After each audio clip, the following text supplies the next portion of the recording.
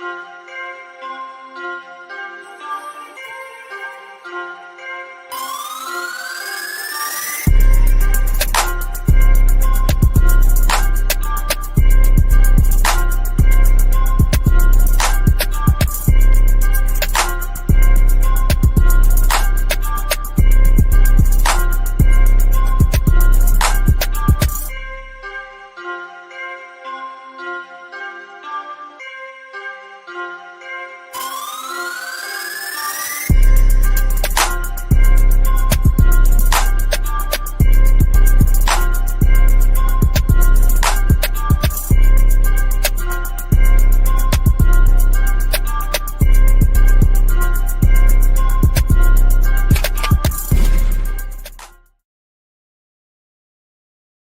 my beats, they are hard.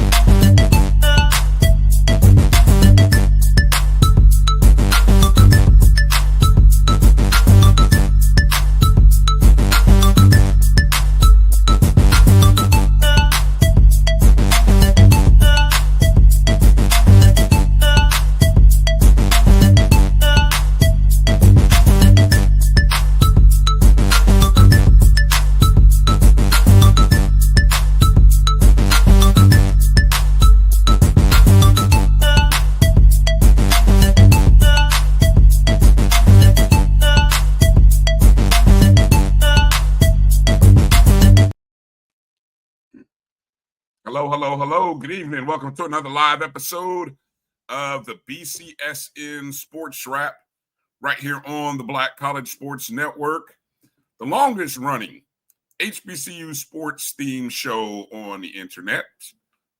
My name's Brian Fulford. That's A.D. Drew. Drew, good evening to you. How are you? I'm doing fine, my brother. How you doing, man? Man, I'm doing well. Finally made it back to the home studio after starting this morning in the remote studio. Yeah, we we were both somewhere off of I-10.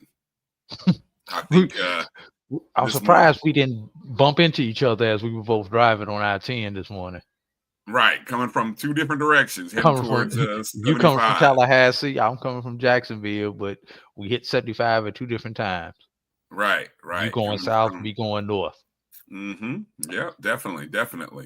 Hello to the our HBCU friends and family that are tuned in, watching the show here on this Sunday evening. A beautiful Sunday evening it is.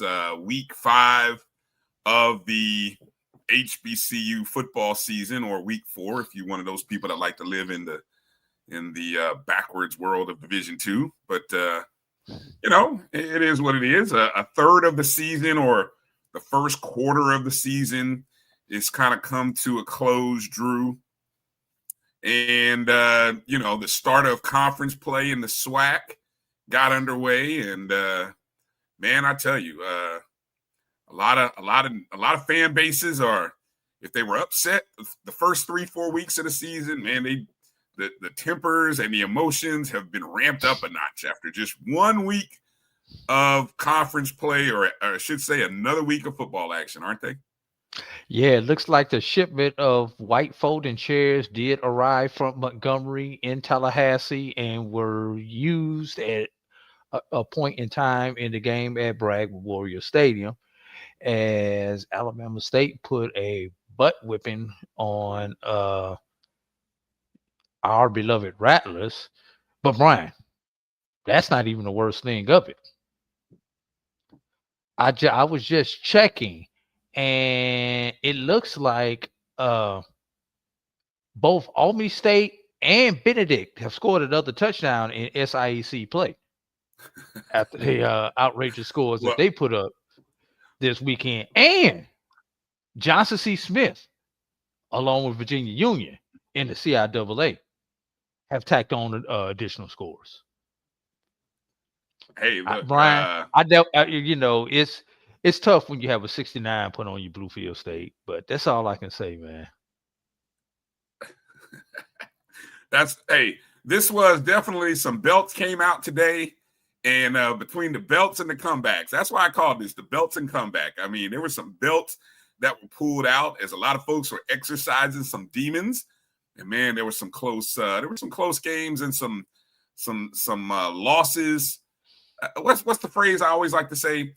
Defeat snatched from the jaws of victory. Right. That was plenty of BTA. From the jaws of defeat this weekend. And there was plenty of BTA this weekend. Oh yeah, definitely. There surely was. So appreciate everybody for coming into the chat rooms. If you're watching in the chats on the YouTube feed, my JBN Online, the Jericho Broadcast Network's Black College Sports Network YouTube page, where you can choose to be a subscriber if you want to be a part of the chats, or you can even go one step further and join the YouTube channel there and be a supporter of the Black College Sports Network and all of the shows that we drop out there. Thank you to everybody watching on the Facebook feeds, on Black College Sports Network and our BCSN SportsWrap page. Instagram Live is running, as well as the Twitter streams. So hello to each and everyone watching, man. I tell you, man, I want to start the show. I'm gonna be careful here as I start the show with this. And I think it's real interesting watching the line that we get offended by when it's perceivably stepped over, and the line that we allow when it comes to comments that are made. It's real interesting. I always sometimes call this the faux outrage, Drew. FAUX, faux outrage. Because we are as a community, and I'm talking the HBCU sports community, and if you want to take this even a step further and talk about the Black community, you can. But I'm always intrigued by what we are outraged about. I really am. I chuckle. I don't chuckle out loud because I know that creates sensitivity problems for folks. But we get, sometimes the things we get outraged about, I head scratch. One of the top non-sports stories that are running right now in HBCU sports has to do with comments made at the halftime show at the Florida A&M and Alabama State game, right? Towards the dance troupe of Alabama State. And what always is striking to me is if you've been to any halftime show long enough, and we've certainly been attending HBCU halftimes for 30 some odd years plus. 30 plus. The word respect and disrespect, I get a chuckle at what we get outraged about because it never ceases to amaze me. At some point during those comments that are made in between the performances, every announcer is trying to one up the next guy with some joke, some jab, and eventually somebody gets offended. Somebody says, "Oh, you're disrespecting us. You're disrespecting our team, our band, our school." And the outrage, it's just like a step one level trying to outdo another. Okay. And you're always pressing the buttons to see which jokes can be said and which jokes can't be said. And maybe the jokes that were okay in the 90s and the early 2000s are jokes that, aren't jokes that are allowed to be said today, right? So I'm always amazed at the line in which people are outraged by. And so, and then of course, the culture that we have where everybody has instant access to react and drop opinions, right? That gets amplified as well.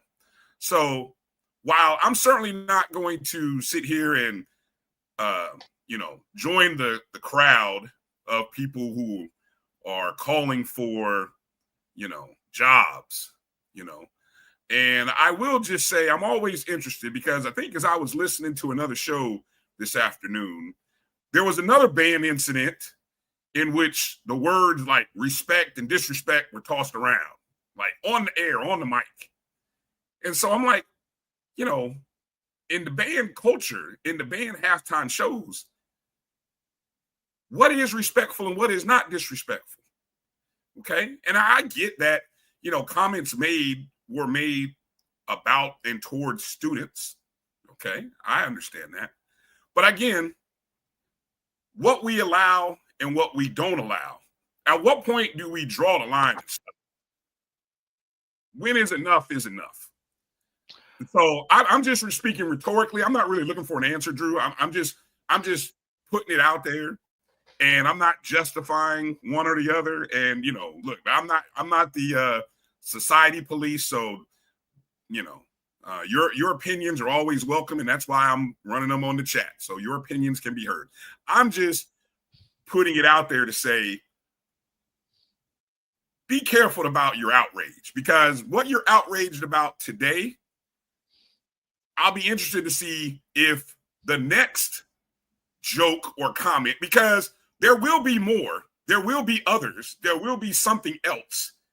How outraged will you be about that? And will you be as outraged about it then as you were yesterday?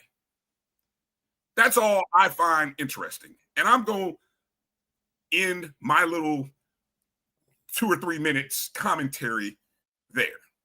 So I appreciate everybody's comments, and it's always, I respect everybody's comments. So it's interesting to read.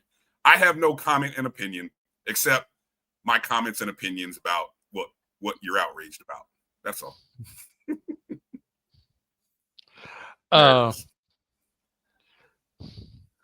Part of the band culture, especially when it revolves around HBCUs, Bryan, is the petty.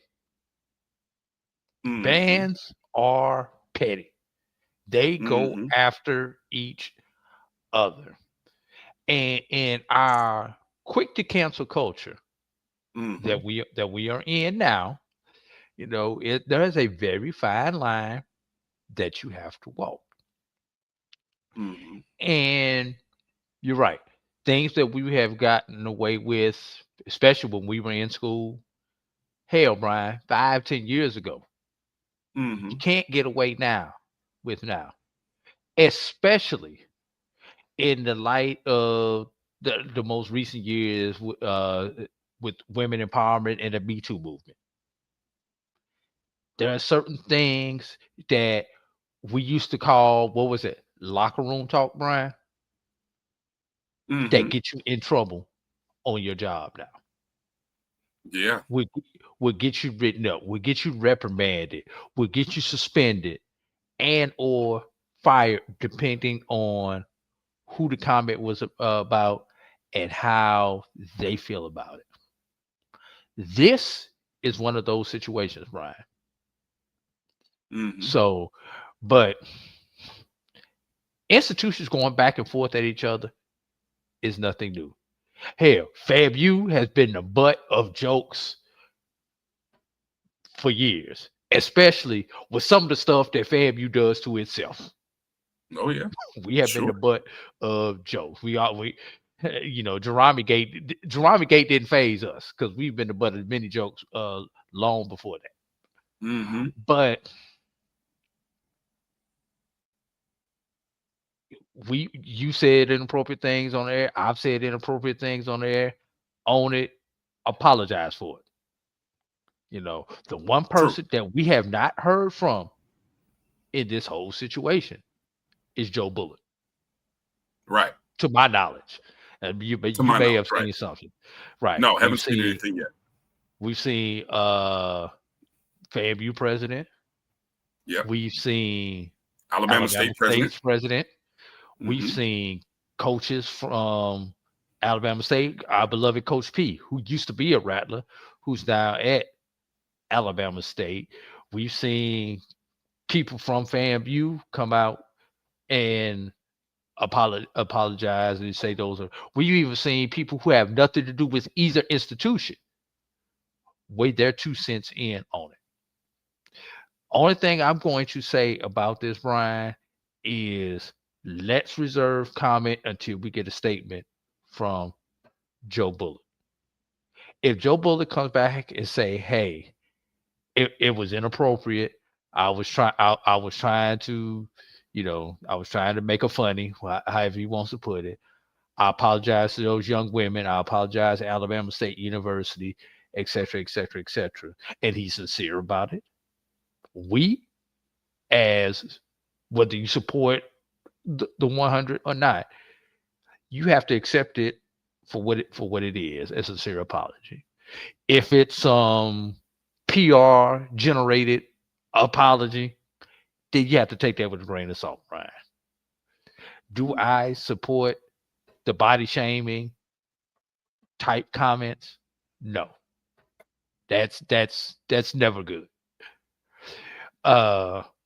Especially when you consider the time, the effort, everything that it goes into putting on those performances, Brian.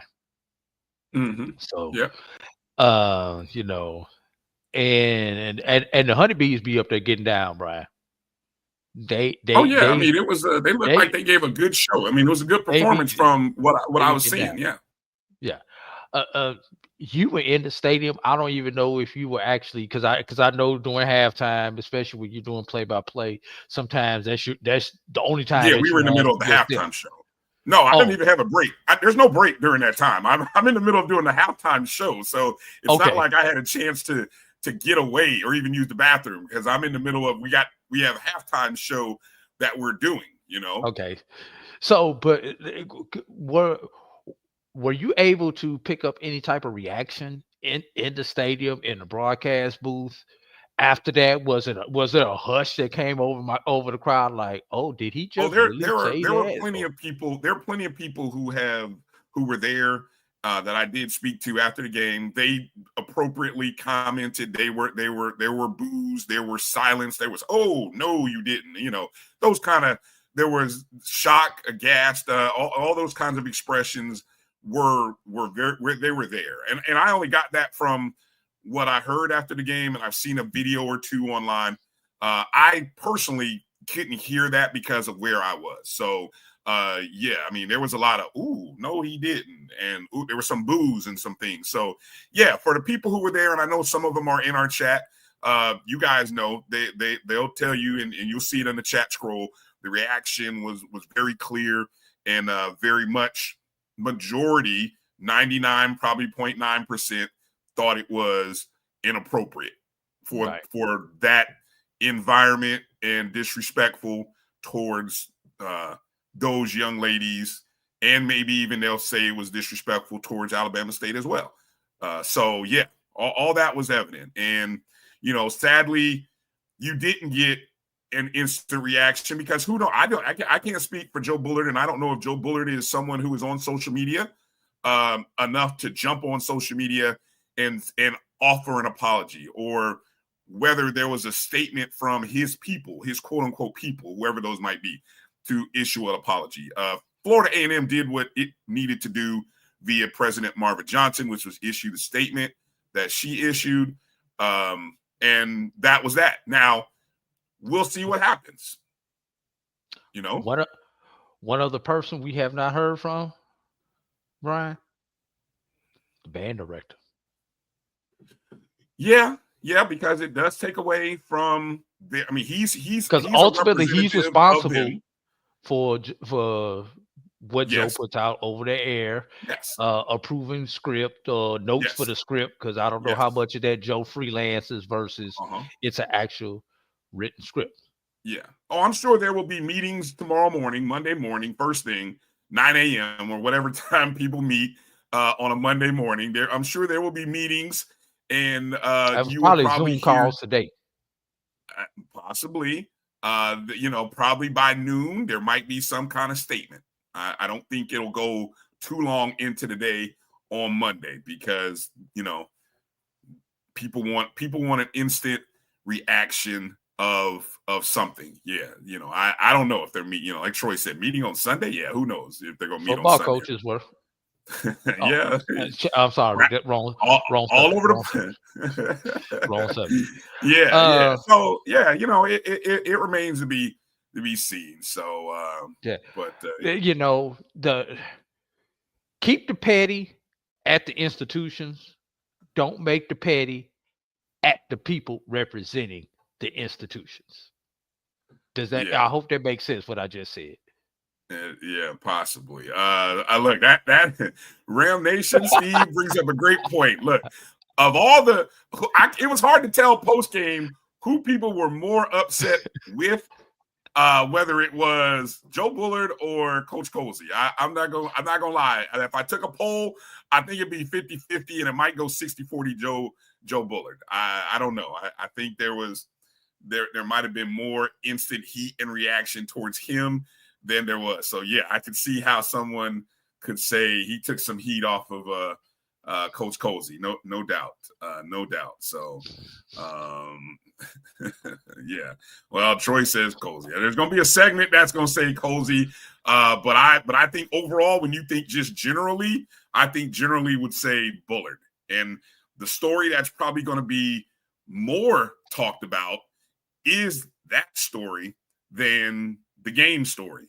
So that tells you where band culture and what was said goes. Now, here's what's going to be quick because, I hate to say this, Drew.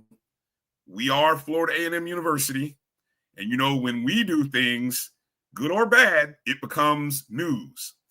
Pay attention to the Monday morning news on your national local TVs because for God's sakes, if I'm making a bold prediction here, Drew, if one of those news shows today, CBS This Morning, or Good Morning America, God forbid, that's gonna be the second job Bullard had lost in the last 3 months. It very well might be. It very well might be. I know that story is picking up stream on look, my sister even called me. She read the article on HBCU Game Day, and she was like, "Man, what did your band do? What did your band announcer do during the game?" I'm like, "What are you talking about?" I'm half awake when she told me that when she called me this morning, and she's reading the article.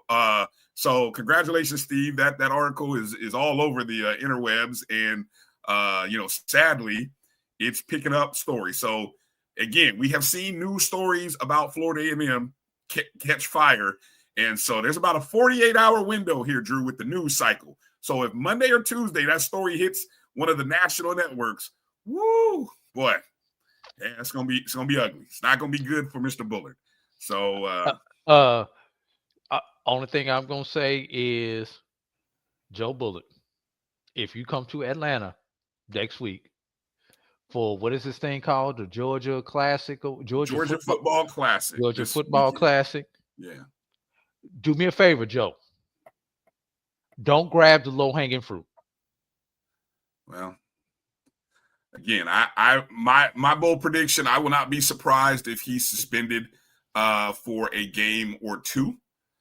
Would not be surprised. I'm not calling for that because that's not my job to be calling for people's suspensions and jobs. So don't ask me on these chat rooms, should he be fired? That's not my opinion. I'm not in a position to hire, fire, or suspend anybody.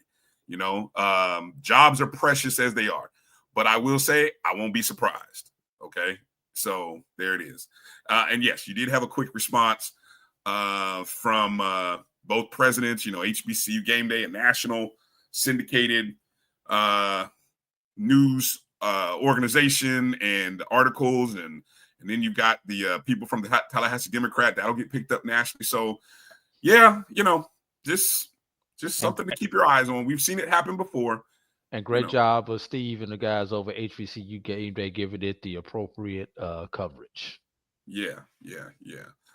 Okay, so as we get to stuff that happened on the field, and I felt just the need to start there because, as I said, it was the sadly it was the top story of the weekend. Definitely was. I mean, there are a lot of good games, and a lot of stories to tell about the action on the field and the post game and all that stuff. But man, that kind of took the lead. So as we get ready to kind of talk, I thought, and Drew brought this up and said, man, we ought to start with the MEAC first. I like, yeah, because, we catch a lot of heat because it's like, oh, man, there's a lot of SWAC stuff. You guys talk about the SWAC, blah, blah, blah.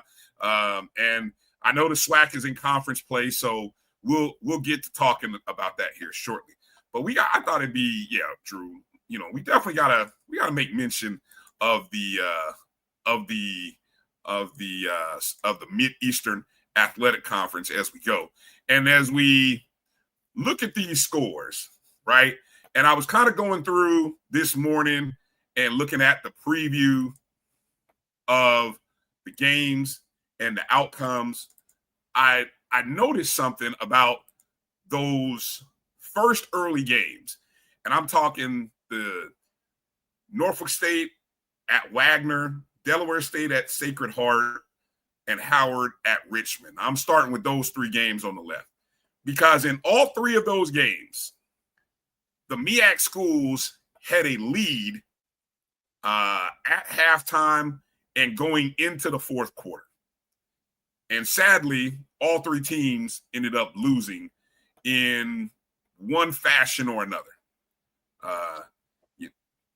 I thought you was going to play Captain Obvious, Brian, and state that the whole MEAC was on the road this past Saturday. Well, you know what? You're right. The whole MEAC was on the road. 5 road games and 1 neutral site game. Yeah, I didn't even catch that. I didn't even catch that. That would have been the obvious pick. And that, well, maybe and that they went 2-4. And actually, the one game that Morgan won was against Division II Miles College, but which they were a paw away from losing. Yes, that's a great way of saying it. We'll explain that in just a moment. But let me start with the Delaware State Sacred Heart contest. Delaware State ended up losing 35-31. Delaware State drops to 3-2. They had a 31-20 lead at halftime. They had put up 345 yards of total offense at halftime, Drew. As I was going through the box scores of games throughout, FCS, I could probably count on one hand, maybe even two, that Delaware State surpassed many a team's total offense in just a half. I mean, there were some schools that didn't hit 345 in the whole game, and Delaware State had that in a half. They were rolling 31-20. You see the final score. Shutout in the second half. And one of the storylines that, I did read the article on HBCU Sports.com by Chris Stevens. And I was even watching the HBCU Game Day show that came on just before us. Delaware State's quarterback was ejected in the first quarter after scoring a touchdown in which Del State went up 14-7. And the reason he was ejected, according to the article and what I heard, was that the official said he did not give back the ball quickly because he scored on a kind of a quarterback keeper around the corner, barely crossed the pylon. And so as he is crossing the pylon, he's running towards the crowd, which is angled there towards the end zone. And you can see it on the video that I saw. Somebody extends a hand out and he gives a high five to that fan and a couple other fans there on that front row. And then he turns and he starts to run back. And there is an official there, I guess, trying to maybe keep him away from the crowd or whatever. And I didn't see the official necessarily calling for the ball, but he ends up giving the ball to the white hat, who, when he starts to come back onto the field, he tosses the ball to the white hat. Now, he did pass 2 other officials. I didn't see any of them necessarily calling for the ball, and he didn't throw the ball down on the ground or chuck it into the stands or anything. He did toss it to the white hat. But the caveat to that is there was some chirping going on pregame, and apparently both teams were giving a warning, and that the next unsportsmanlike penalty by either team would result in an ejection, right? So when that occurred, apparently the official threw a flag, said unsportsmanlike, obviously for whatever, not getting the ball back fast enough to the official, which then triggered the ejection of the quarterback. And I was floored. I was looking at it again, looking at the video, and I'm like, now again, I don't think MEAC referees were the officials on site. Not in this game. What that's Sacred Heart's Pioneer. You got me. Yeah, I believe that's Pioneer League. Yeah. So here's the other thing, Brian. What was the score at that point? It was 14 from what I saw, it was 14-7. He had just scored, and I'm talking about Caden Bennett. Caden Bennett had just scored a touchdown there in the first quarter. So here's the thing, Brian. They still put up 21 more points with the backup quarterback. Sure. For sure. The problem was they gave up 28 additional points by the defense. There's the problem. It was not offensive production because they lost their starting quarterback. 21 points. Yeah. 1 point, 1 touchdown per quarter. Most days, Brian, that's what you want out your offense. Right. Yeah. The thing is, you don't want your defense giving up more than 1 touchdown per quarter. Right. Yeah. I mean, it was, as Charles said, nasty work ejecting. Again, when you see the video, you'll see the video and you're like, man, that's tough. That's a bad break. Seeing that happen, seeing how that played out, no doubt. So Jaden Soray, I believe I'm saying his name right. He continued on the game. Overall, he was 12 of 18, 207 yards and a score. Marquise Gillis of Del State, 13 carries, 123 yards and 2 touchdowns. James Jones, 9 carries, 97 yards. I mean, listen to the numbers. I mean, they got 2 backs that are averaging 9 and 10 yards a carry, Drew. Again, I told you what they ran in the first half. Now, the second half did not go Del State's way. Who knows? Maybe it was a product of not having your starting quarterback in the second half, right? On the last offensive possession of the fourth quarter, Del State had given up basically the go-ahead score to Sacred Heart. They ended up turning the ball over on downs there at the end of that drive, a drive that never really threatened a score. But, I mean, that's a disappointing loss. And I'm sure, I don't know, maybe someone saw the comments. Del State probably, Deshaun Jackson is probably not going to blame that ejection on the loss. I mean, you were dominating that team in the first half without Caden Bennett, and you got to keep your foot on your opponent's throat. Penalties. I don't know. Did you see what the penalty? I'm going to look real quick. I know penalties have sort of been plaguing Del State of late, and they had 10 for 125 in this game. I think, I don't know what Del State is averaging on the season in terms of penalties, but double-digit penalties is never good. Triple-digit yardage is never good.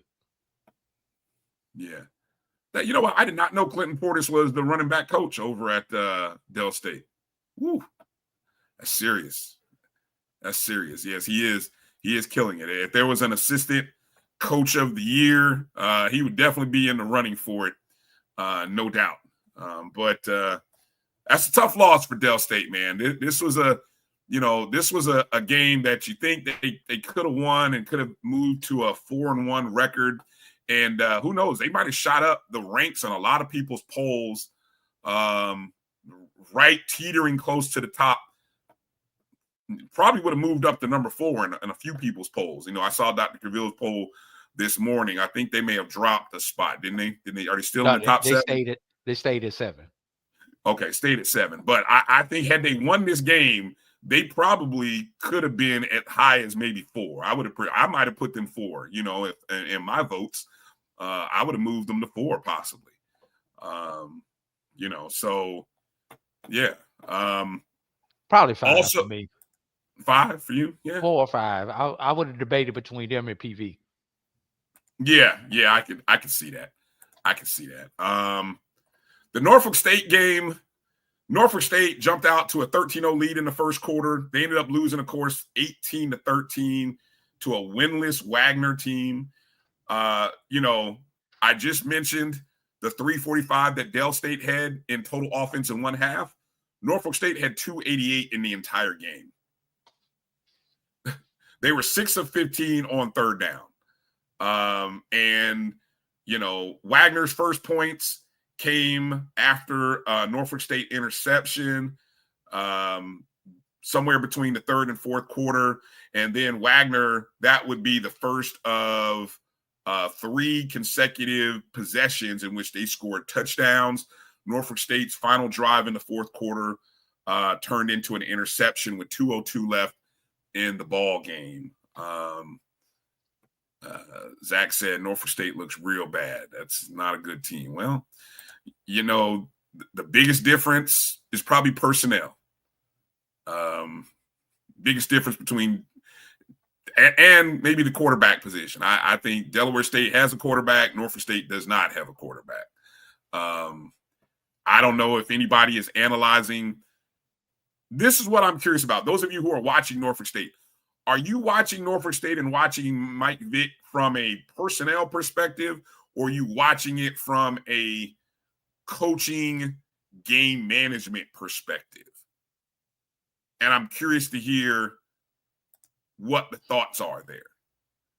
Because I don't know if what should we really expect from Mike Vick from a first-year head coach? First year, you know what I'm saying? Should we really expect great game management? And, you know, should we?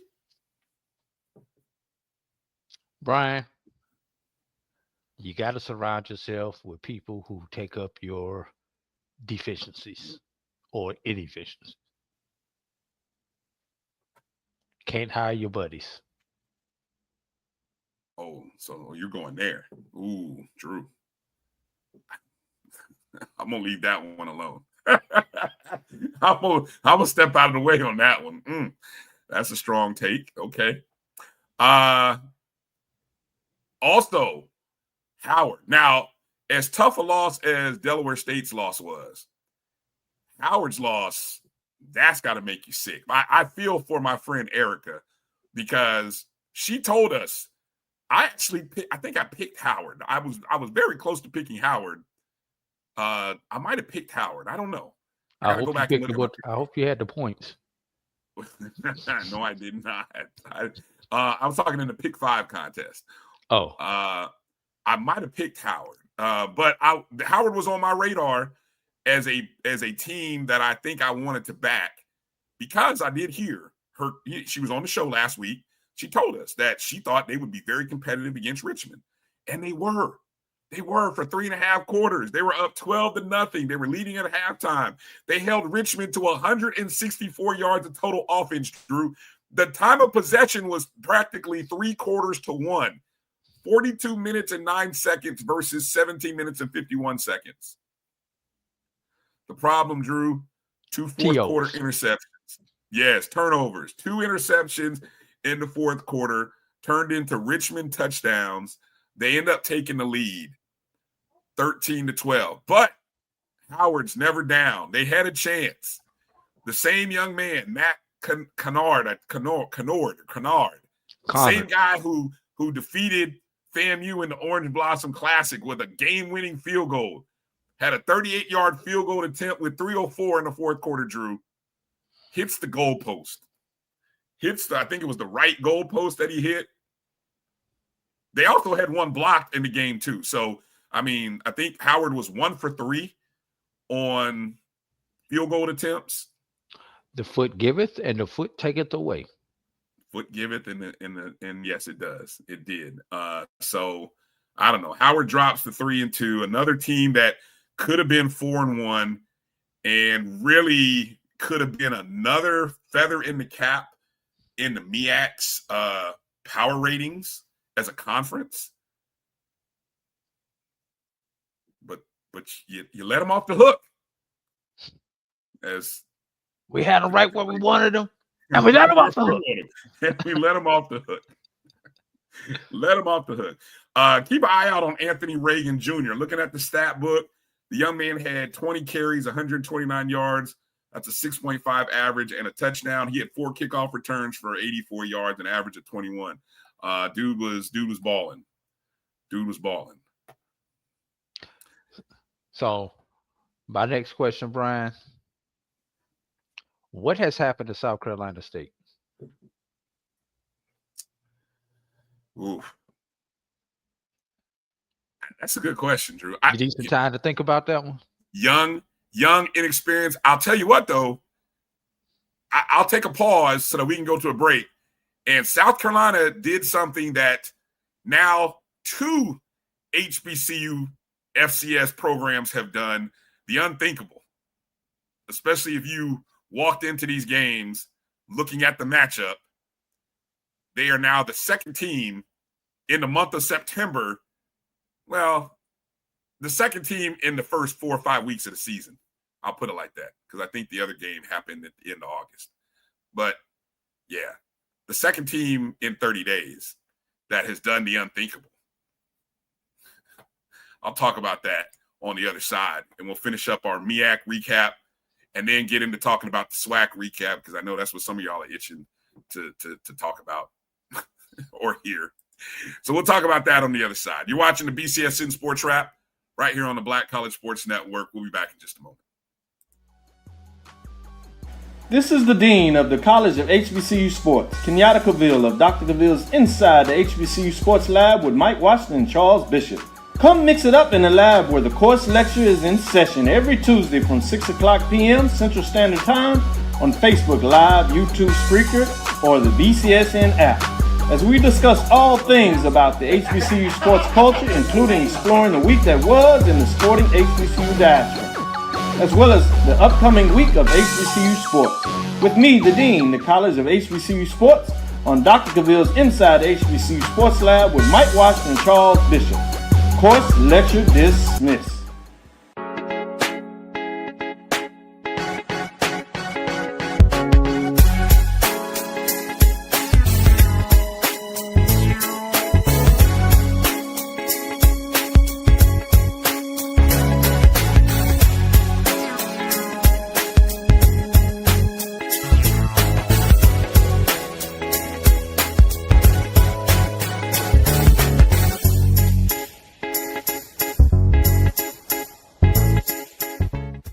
It's never too early to plant the seed, to share the tradition, and instill a sense of pride in your HBCU with your little ones. HBCU Pride and Joy Children's Boutique helps you share your school spirit with a wide selection of adorable kids apparel and accessories officially licensed from your favorite HBCU. Visit hbcupridejoy.com and follow us on all social media at HBCU Pride Joy on Facebook and Twitter. For over 30 years, HBCU Image has been more than just an apparel store. We've been a movement, a statement, a legacy. We celebrate the pride, the purpose, and the culture that make historically black colleges and universities legendary. Whether you're a student or a lifelong supporter, our gear lets you wear your HBCU story with confidence and style. Because when you wear HBCU Image, you're not just wearing clothes. You're wearing culture. You're wearing pride. You're wearing purpose. HBCU.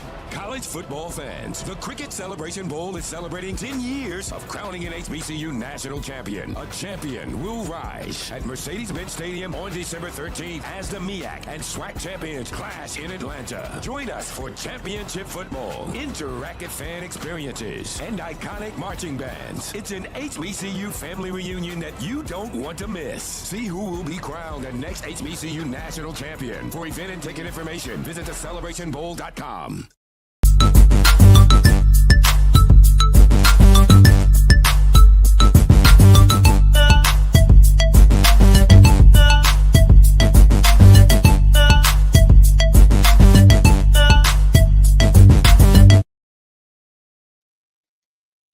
All right, welcome back to the BCSN SportsWrap. Bryan and A.D. here. Appreciate all you guys in the chat rooms. Great comments. Hit the thumbs up and the like button if you would be so kind. Also, want to give a reminder to, hey, we have this thing called the BCSN Pod Zone. And if you are a podcast listener, I would encourage all of you to go and be a subscriber of the BCSN Pod Zone on your favorite podcast platforms: Spotify, Amazon Music, iHeartRadio, Apple, Google Podcasts. For example, if you missed the Carlos Brown show on Saturday because you were kind of running around getting busy for your college football Saturday, you can go to the Pod Zone, download, and listen to Carlos and the panel. And this will be prior to Carlos's game and Charles Edmonds' game. And I'm sure their demeanor was probably a lot different at 12 noon Eastern than it was later in the day. Hint, hint.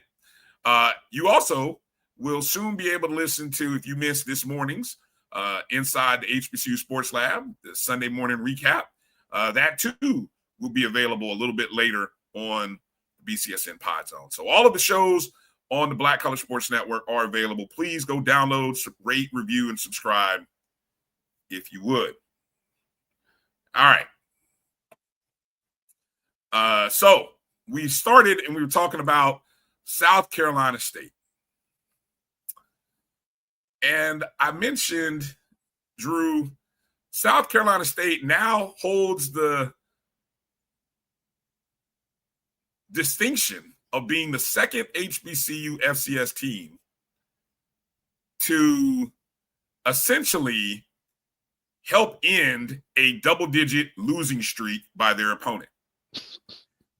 Charleston Southern was on a 14-game losing streak heading into the matchup. That joins Alcorn State, who opened the season against Northwestern State, who was on a 20-game losing streak. Northwestern State ended up winning, defeating Alcorn State in the season opener. Alcorn State has not recovered because they have not won a game. More to come.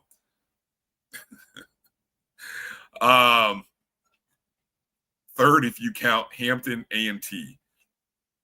Interesting. Yeah, that is true. Which one? Oh, yeah. Well, yeah, okay. That's a good one, yeah. Good point, Steve. South Carolina State outgained Charleston Southern 449 to 345 in the contest. The Bulldogs, after trailing 14-0 in the fourth quarter, scored 2 touchdowns in the second to tie it up at 14. And then just before halftime, Charleston Southern scored a touchdown on a scoop and score to give themselves a 21-14 lead just before halftime. In the third quarter, South Carolina State would tie the game. And then an interception. Then they would intercept the pass on the ensuing Charleston Southern possession. Unfortunately, they weren't able to score out of that.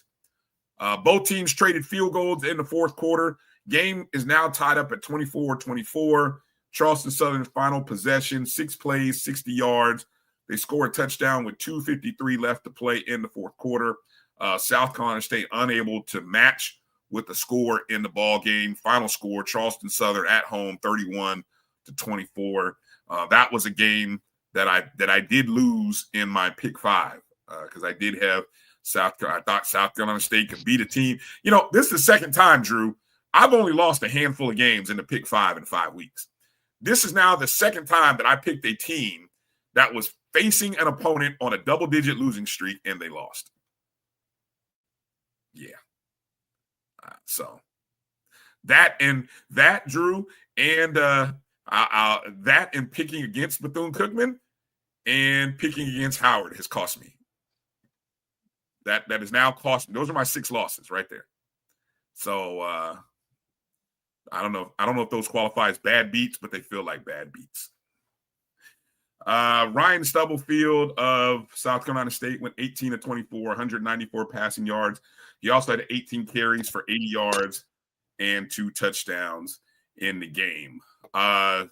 Do we have a thought? Do we have an answer on what's going on with South Carolina State, or do we just chalk it up to, you know, the off season? It's to be expected from this team that's maybe still trying to find their identity right now. Quarterback play. Quarterback play, huh? Okay. I mean, you had Eric Phoenix there last year, who was a big equalizing eraser when things went bad and had to go off schedule. You're not getting the same production. Yes, you're not getting that same production at their position this year. Yeah. Yeah. So you right there with me, ODB. Yeah, man. That's another bad loss for us. But anyway, we'll talk about the pick 5 results later. Also in the MEAC, a classic that is near and dear to my heart, the Circle City Classic, featured Morgan State and Miles College. And I will start. Did you check in with our friend regarding that question, Drew? Did you get a response?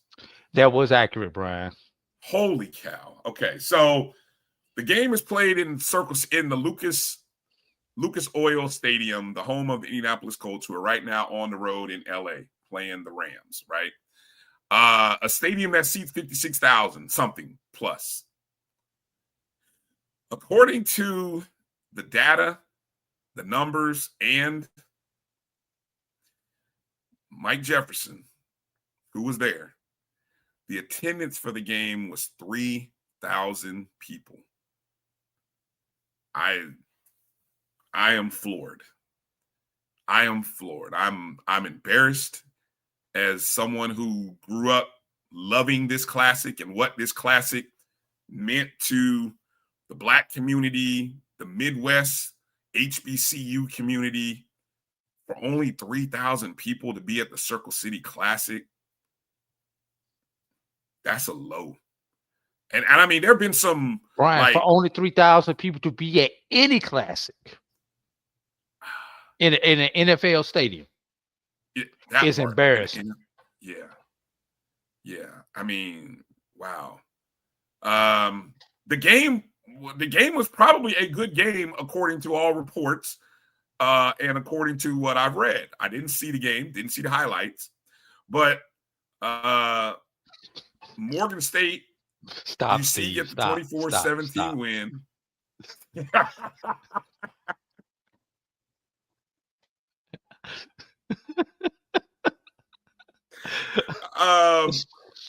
Look, Morgan State had a 17-7 lead going into the fourth quarter. Miles scored 10 points, a touchdown, and a field goal. They scored the field goal with 5:15 to play, tying the game at 17. Zach, y'all are piling on Morgan right now. I hate this, Brian. I hate when somebody plays cap obvious and is right about what they say. But Zach, you may have hit it on the head with this one. Yeah, this part, them boys, the fact that you didn't even know the game was being played tells me that either they couldn't sell this game or they just didn't put no promotion or thought behind this game. I don't know, man. I mean, first off, the matchup is I'm sorry. I mean, Bears versus Golden Bears. That's not a sexy matchup. I mean, you know, I know it's the Midwest, but where Bears go to hibernate, by the way. And this must have been a sleepy crowd because nobody came to see this game. And yes, maybe it was because of the attraction of who was there. I know 65 would take you from Birmingham into Indianapolis, but what's the route from Indianapolis to Baltimore, Brian? Is it Probably multiple highways? Probably 70? Mostly I-70 to, I'm sure. I don't know if there's an I-70 connection. I'm sorry. 70 takes you into Virginia. Okay, so then there may be some kind of connector, I'm sure. What about 64? Because you can get the 64 from 70, if I'm not mistaken. Okay, so 64. I think. But Brian, Brian, hold on, Drew. Okay. Hold on, because the game has a little bit of drama, Drew. The game has some drama because, as I mentioned, the game is tied up with about 5 minutes to go. After a Morgan State drive goes blunt, Miles basically drives, gets to essentially a 27-yard field goal attempt with 1 minute and 17 to play, going for the lead and probably might be a win. Can I say something, Brian? Sure. A 27-yard field goal attempt means the ball is on about the 9 or 10-yard line. Because you spot the ball 7 to 8 yards deep. So let's assume the 10, 7 yards deep. That means you're spotting the ball on the 17, which means Miles was driving down and in position to score a touchdown. Yes. The hell with the field goal. Right. And that's where the field goal, the 27-yard field goal, was blocked by Morgan State's Josiah Blake, and Jaden Carter returns it 94. Was not officially 94, but he returned it for a touchdown, maybe some 70-something yards for the game-winning score.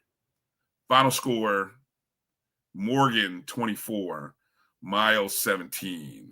It wasn't even on TV? Are you serious? Bless it. The game wasn't even, that's probably a first too. So, Brian, what has happened to my Circle City Classic? Anyway, of all the oppressing numbers, me hearing that only 3,000 people went to this game is the most depressing. Go ahead, Drew. Sorry. How many of them 3,000 actually paid for their ticket? Well, don't do that. Stop right there. Stop. Just stop. Don't answer that out loud.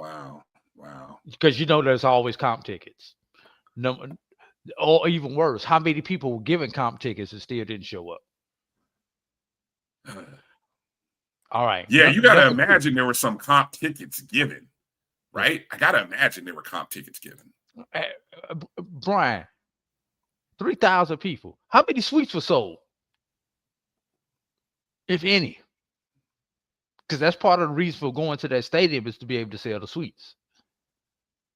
Does this event revolve around the Black Expo anymore? Well, first off, Black Expo is a summer event. Black Expo happens in July. So it never really was, other than the organizers of Black Expo in the summer, are the organizers who created the Circle City Classic. That's it. The organization, Indiana Black Expo. Are they still part of this Circle City, or is this a different organization? So. I think they were. When I was talking to Jefferson at the MEAC SWAC, or at the SWAC Media Day, he was, it's the same. Now, it has not been the same since the late Reverend Charles Williams died. It hasn't been the same. The leadership of Black Expo, they have somehow fumbled the bag.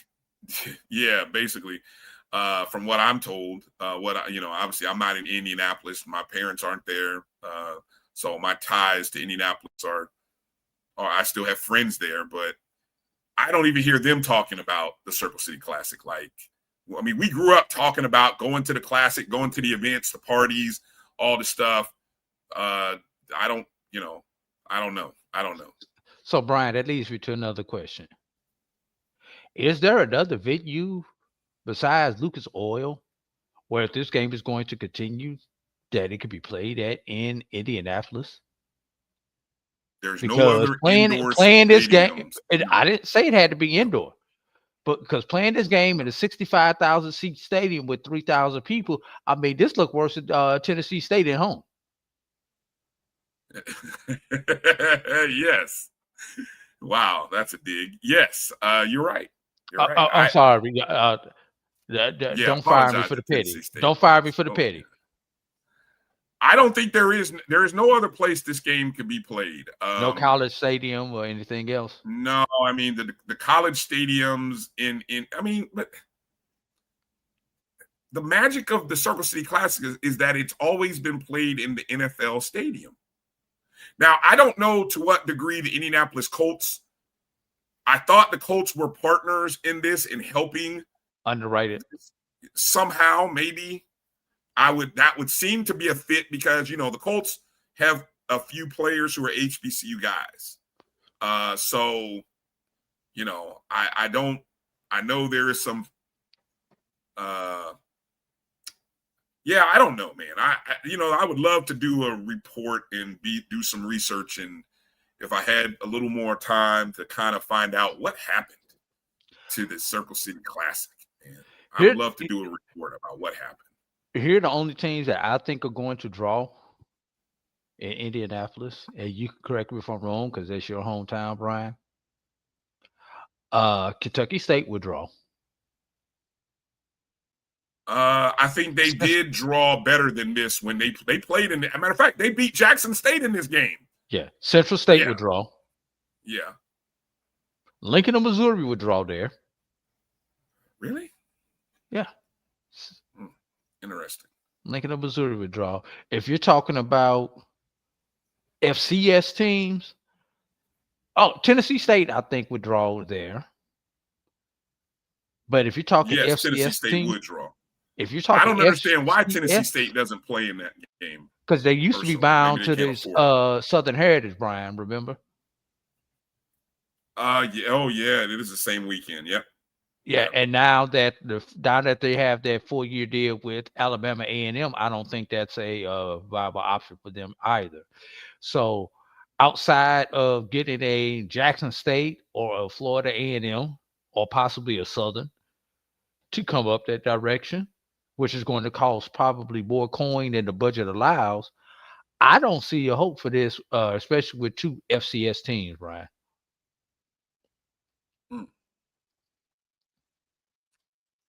That would be a heck of a bag. I don't know. That would take a lot of money. I would think. That's what I'm saying. I don't think the budget would allow it. Right. There it is. That part, though. Somebody could pay for it if the sponsors, if the Circle City Classic were really on their ish. Yeah, they definitely should pay for it because it would be a great crowd. Right. And I'll tell you the one thing that they aren't getting out of this with only 3,000 people attending, Brian. They're not getting heads and beds. Nobody's coming to Indianapolis for this game. Of that 3,000, I bet you 2,800, 2,900 were locals. Well, first off, anybody who knows about Indianapolis, it's a great city for events. So we know there's plenty of hotels. If it's basketball, no, they host football championships in Indianapolis, Drew. Whether you can draw HBCU sports teams and fans on the Black community from outside of Indianapolis to these hotels might be the bigger challenge in question. Because I'm sure back in the day, they used to promote this in other cities. I don't know if that happens anymore,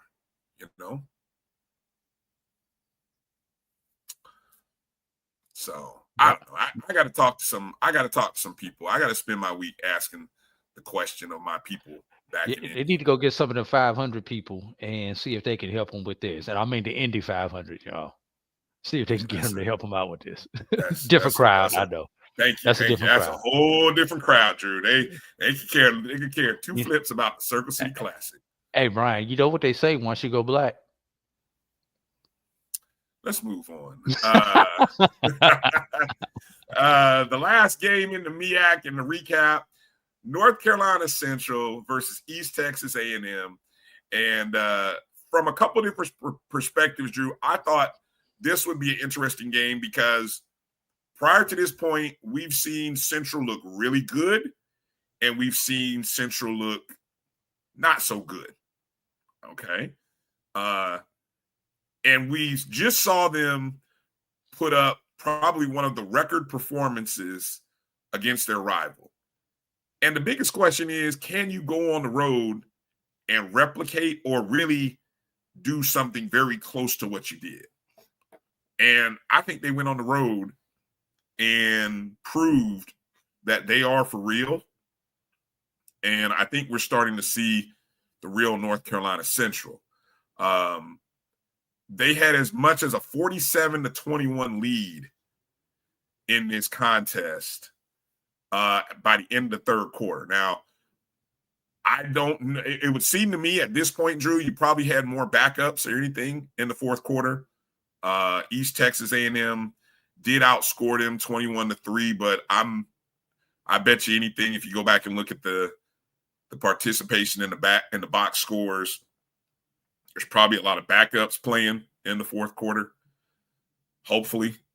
But anyway, Central had 457 yards of total offense, and they did give up 510, and 456 of that was in the air by East Texas. Again, you got to go look at the fourth quarter numbers to really get the true measure of this game. Just know when you're up 47-21, I mean, at that point, what's that? Do the math. That's 4 touchdowns. You probably called off the dogs going into the fourth quarter, right? Walker Harris had another good performance, 288 yards passing on 21 completions, 2 touchdowns. He even ran the ball 5 times for 45 yards and a score. Chris Mosley, how many touchdowns did he have against A&T? Like a bunch, 4 or 5, something like that. I thought it was 6. 6, maybe. I don't know. He had 26 carries, 72 yards and a touchdown, 5 catches for 58 yards. Chauncey Spikes, 6 catches, 113 yards, and a touchdown. And North Carolina Central goes on a bye next week, and then they're coming to Tallahassee on October 11th. Ooh, Lord Jesus. I'm looking forward to that. 2 things. Second consecutive week, we've seen a MEAC team in a non-conference game have a 3-4 touchdown lead in the fourth quarter, yes, or more, and give up a bunch of points. South Carolina State did it last week to Bethune-Cookman, and now Central did it to East Texas A&M. And Brian, let's give Central some credit. 50 points in consecutive games. That's not easy to do, Brian. No, it's not. No, it's not. And if you count the let me see, if you count the wins, I know they put up 30 plus on Southern to open the season. What did they do in their other win? I don't even know who that other win was. I'm trying to remember for Central. But in the 4 wins, I would venture that they're averaging over 30 points a game in their 4 wins. Just a wild guess, right? 49-19 over Fayetteville State. So, yeah, definitely. So they've put up 49 or more points in their last 3 games. Wow. Yeah, and that's coming to Tallahassee off a bye. Jesus. Yikes. Woo. Lord have mercy. All right. Well, Brian, it's 3 weeks away. I'm not thinking about it. 2 weeks away, rather. I'm not thinking about it now. I know I'm jumping ahead, but will FAMU's only win this season be against a Division II? Don't answer that. You got to broadcast them. Don't answer that. Just want to put it out there. Let's move. Let's take this break and let's move over to the SWAT. Why would you put that out there? You're a horrible human, Drew. Horrible human being. I guarantee you, I'm not the only one thinking it. You aren't. The sad part is, from what I heard, FAMU loses to Valley next week, we may be talking about FAMU's only win being against the Division II. Stop it, Drew. Stop it. I'm a real rattler. I'm gonna keep it real rattler. I ain't gonna say what type of rattler you are, because I was around. I talked to too many of them last night.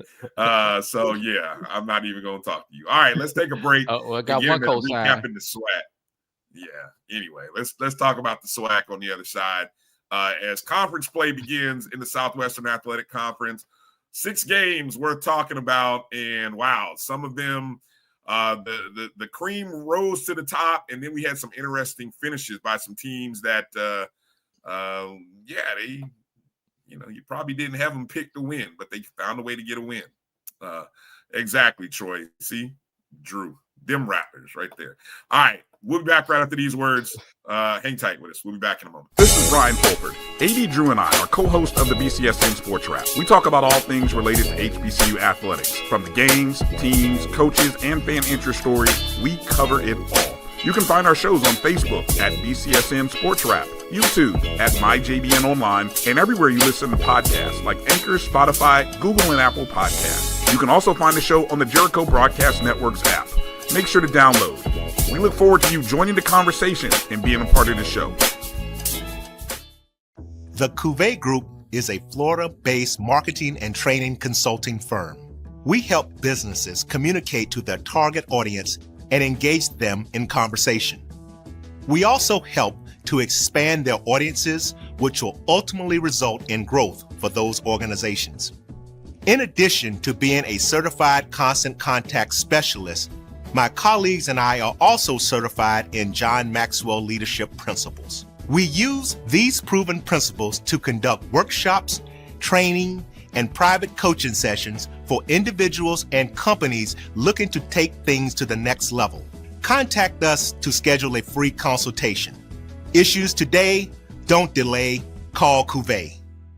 For over 30 years, HBCU Image has been more than just an apparel store. We've been a movement, a statement, a legacy. We celebrate the pride, the purpose, and the culture that make historically black colleges and universities legendary. HBCU Image, a Kenny T's company. College football fans, a champion will rise in Atlanta on December 13th. MEAC champion, SWAC champion, the 10th Cricket Celebration Bowl, crowning an HBCU national champion. For event and ticket information, visit thecelebrationbowl.com. ESPN Events presents Red Lobster Band of the Year. Returning to Atlanta on December 12th, 4 bands will qualify for the big stage, where 2 national champions will be crowned. Follow us for rankings updates throughout the season, and join us on December 12th. For event and ticket information, visit bandoftheyear.com. When it comes to professional learning, teachers deserve better.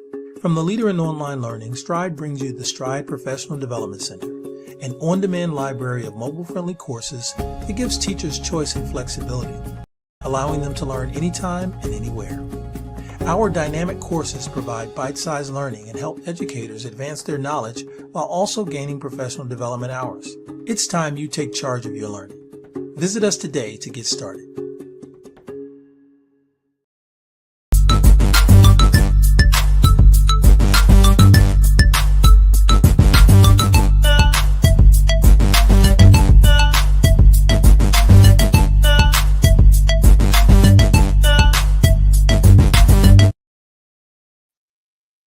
Welcome back to the BCSN SportsWrap. Bryan and A.D. here. Drew, there was a question I think Dim Boys had asked about that win by North Carolina Central and whether, let me see, here it is. Will the computer see that win by North Carolina Central as a dominant win? And he's referring to our BCSN. Why you have to go there? We was going to try to sneak through the show without even talking about the computers. Well, see, I just couldn't pass it up, though. He asked an interesting question. And what it was going to lead me to my comment regarding the BCSN top 5 that I know we had planned on sharing with everybody on today's show, but there's going to be a delay in the release of all the the data has not been inputted into the computer. Yeah. So So most likely, and I know Drew is working, and he's going to make the contacts with Dr. Cavill. Hopefully, we can debut the BCSN top 5 at some point during Doc's show on Tuesday. Fingers crossed. If not, we may just have to do a special, 30-minute show, where we just do it. You know what I'm saying? So I know Doc has a schedule and a script. So if we can't work it in, I have no problem jumping on the air and doing something on Tuesday to get that out. So I'll let you, we'll kind of work behind the scenes and see if we can make that happen. But yeah, I don't know. So what, no comment on that, I guess, Drew? No comment. Troy, if East Texas A&M is everybody's punching bag, think Lincoln, then did they beat somebody this year, Brian? HBCU wise? Who, East Texas A&M? Yes. No, they're okay. They're 0-4. They're okay. 0-4. All right. Yeah. I'm thinking about Northwestern. I'm thinking about Northwestern State. That's what I'm thinking. No, what you're thinking about is Northwestern State and Charleston Southern, who ended double-digit losing streaks to HBCUs. That's who you're thinking of. Yeah. No, it just looks at the final score. So that's going to hurt them. Those playing those 2s and 3s in the fourth quarter going to hurt a couple of teams. Yeah. And, look, I'll say this.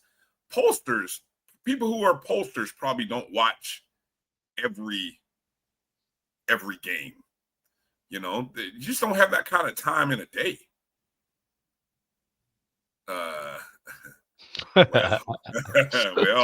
tell me one is better than the other. I don't know, Zach. Which one of these?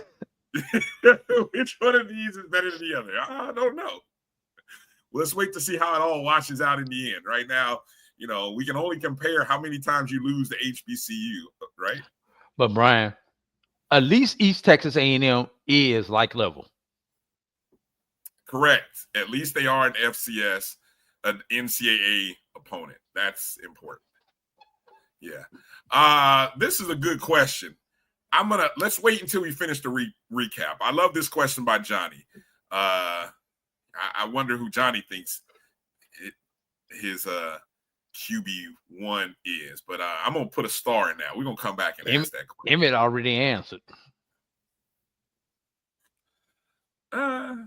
Okay. I'm not gonna argue it. I got some thoughts, so, but we'll start and come back to it. All right. Let's talk about the SWAC. Southwestern Athletic Conference, the first weekend of full games on the SWAC. And you had games everywhere from HBCU Go to SWAC TV to ESPN Plus.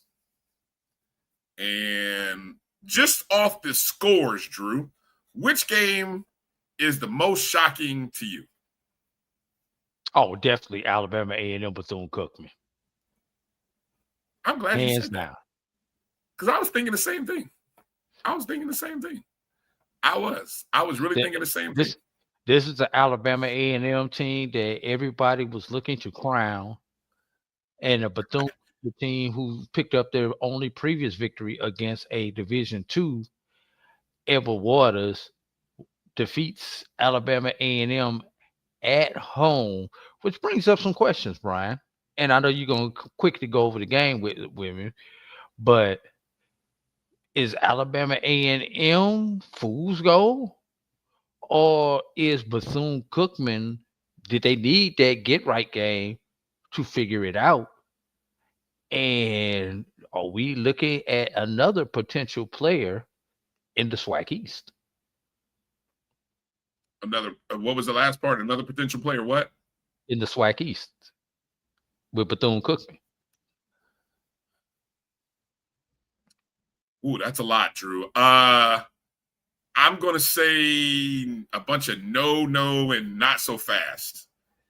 Because I don't think I know the instant reaction is after 3 consecutive wins to kind of anoint Alabama A&M, and I know people were ready to throw dirt on the grave of Bethune-Cookman, yours truly included.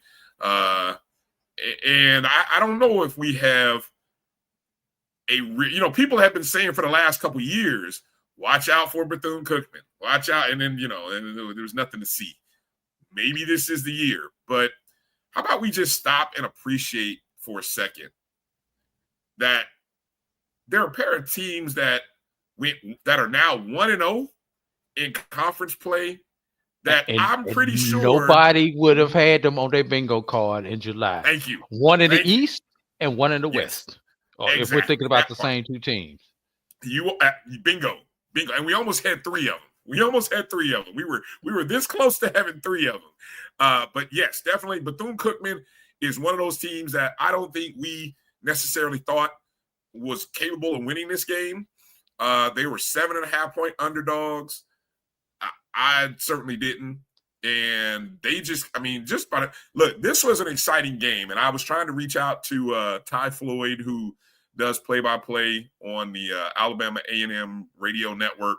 I wanted to get her take on this game because this is a game in which both teams put up over 475 yards of total offense.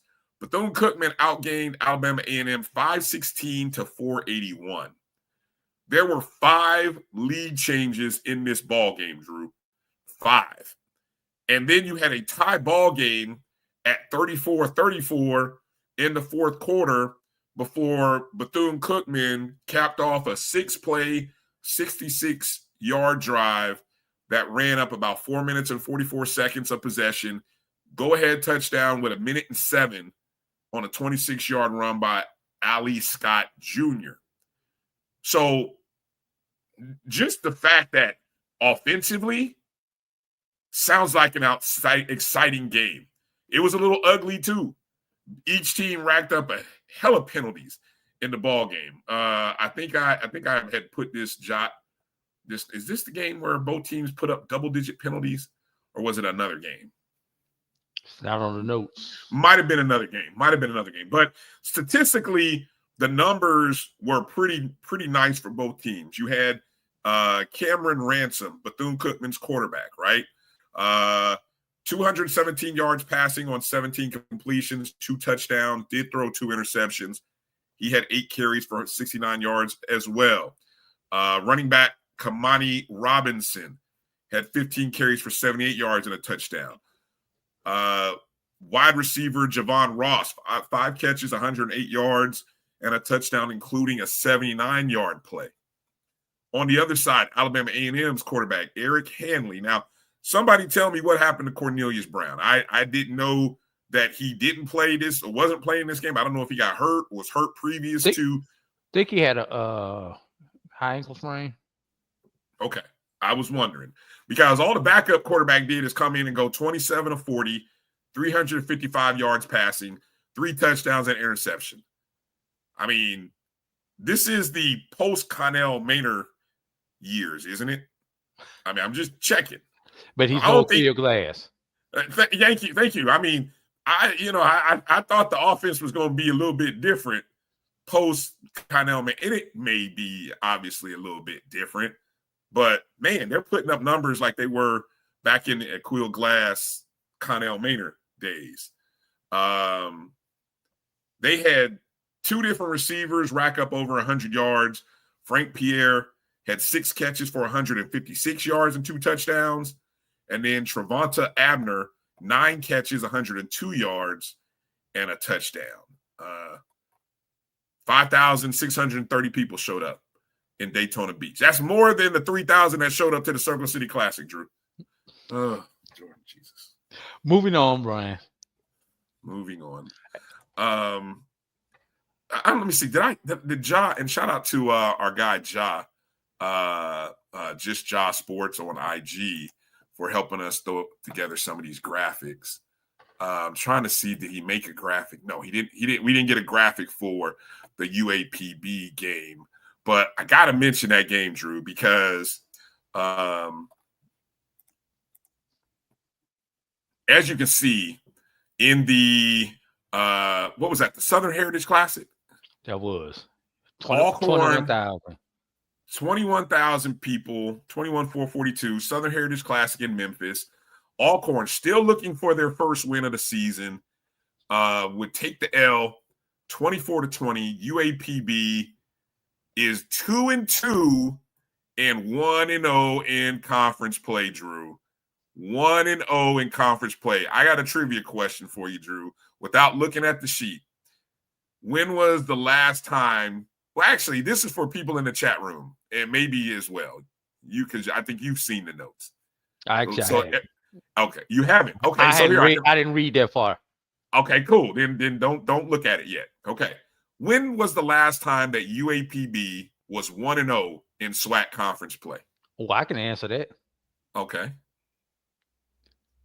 Spring 21. Yeah, spring 2020. Actually, it was 2020. Oh, 20. Spring 20. Yes. Yeah, you're right. It was 21. That was spring 21. No, it was 20. It was 20.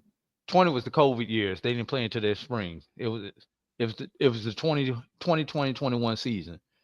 Oh, okay. So it was spring 21. Okay, you're right. You're right. My bad. Okay. And they did turn around play in the fall of 2021. Yes. Okay. So yes, that was the last time that UAPB was 1-0 in SWAC play.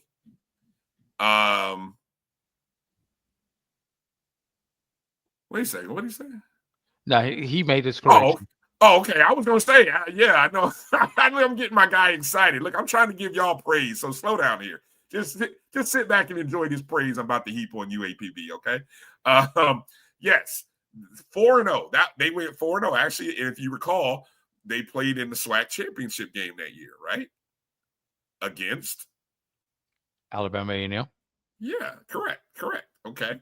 But when was the last time that UAPB actually had a winning SWAC season? What? Do you know that? What was it? Like 13 when they beat Jackson State? Somewhere up in there? Ooh. Yeah, 2012 actually. 12. Okay, I knew it was somewhere around that time. 2012 was the last time UAPB had a winning season. Yes, that was the year that they won the championship in the SWAC. They went 8-1 in conference play, 10-2 overall. They defeated Jackson State 24-21 in the championship. What about the 19 season, Brian? The 19 season was, I think that was the year. Did they finish 500? I thought they finished 500 that year. I don't think they finished over 500. I could be wrong. We can check the data. It's right there on the website. But if I'm wrong, I'm wrong. But anyway, I know it's been a while. Let's just say in this new era since the expansion of the SWAC, this is the first 1-0 year for UAPB. First time above 500. First time above 500 in the new era of the SWAC. Same thing for Bethune-Cookman. Same thing for Bethune-Cookman. Exactly. Yes, congratulations to Bethune-Cookman. And I'm not talking overall record, guys. You guys who are throwing the 20 like that. I'm talking SWAC play. SWAC play. 6-5 would have been. I bet if we go look and see what they did in SWAC play, I think they were 500 in SWAC play, or maybe just below 500 that year. It had to be 3 and 4 because they only played 7 games back then. There you go. So that's what I'm saying. They have not had a plus 500 SWAC season since 2012, and this. I was trying to, man, but y'all were jumping all over my trivia. Okay, anyway, I'll keep moving, man.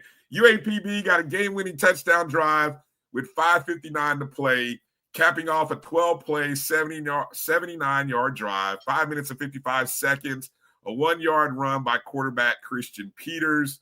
The final drive, Alcorn, they actually ended. They got as far as the UAPB 20, but time expired on them in the fourth quarter.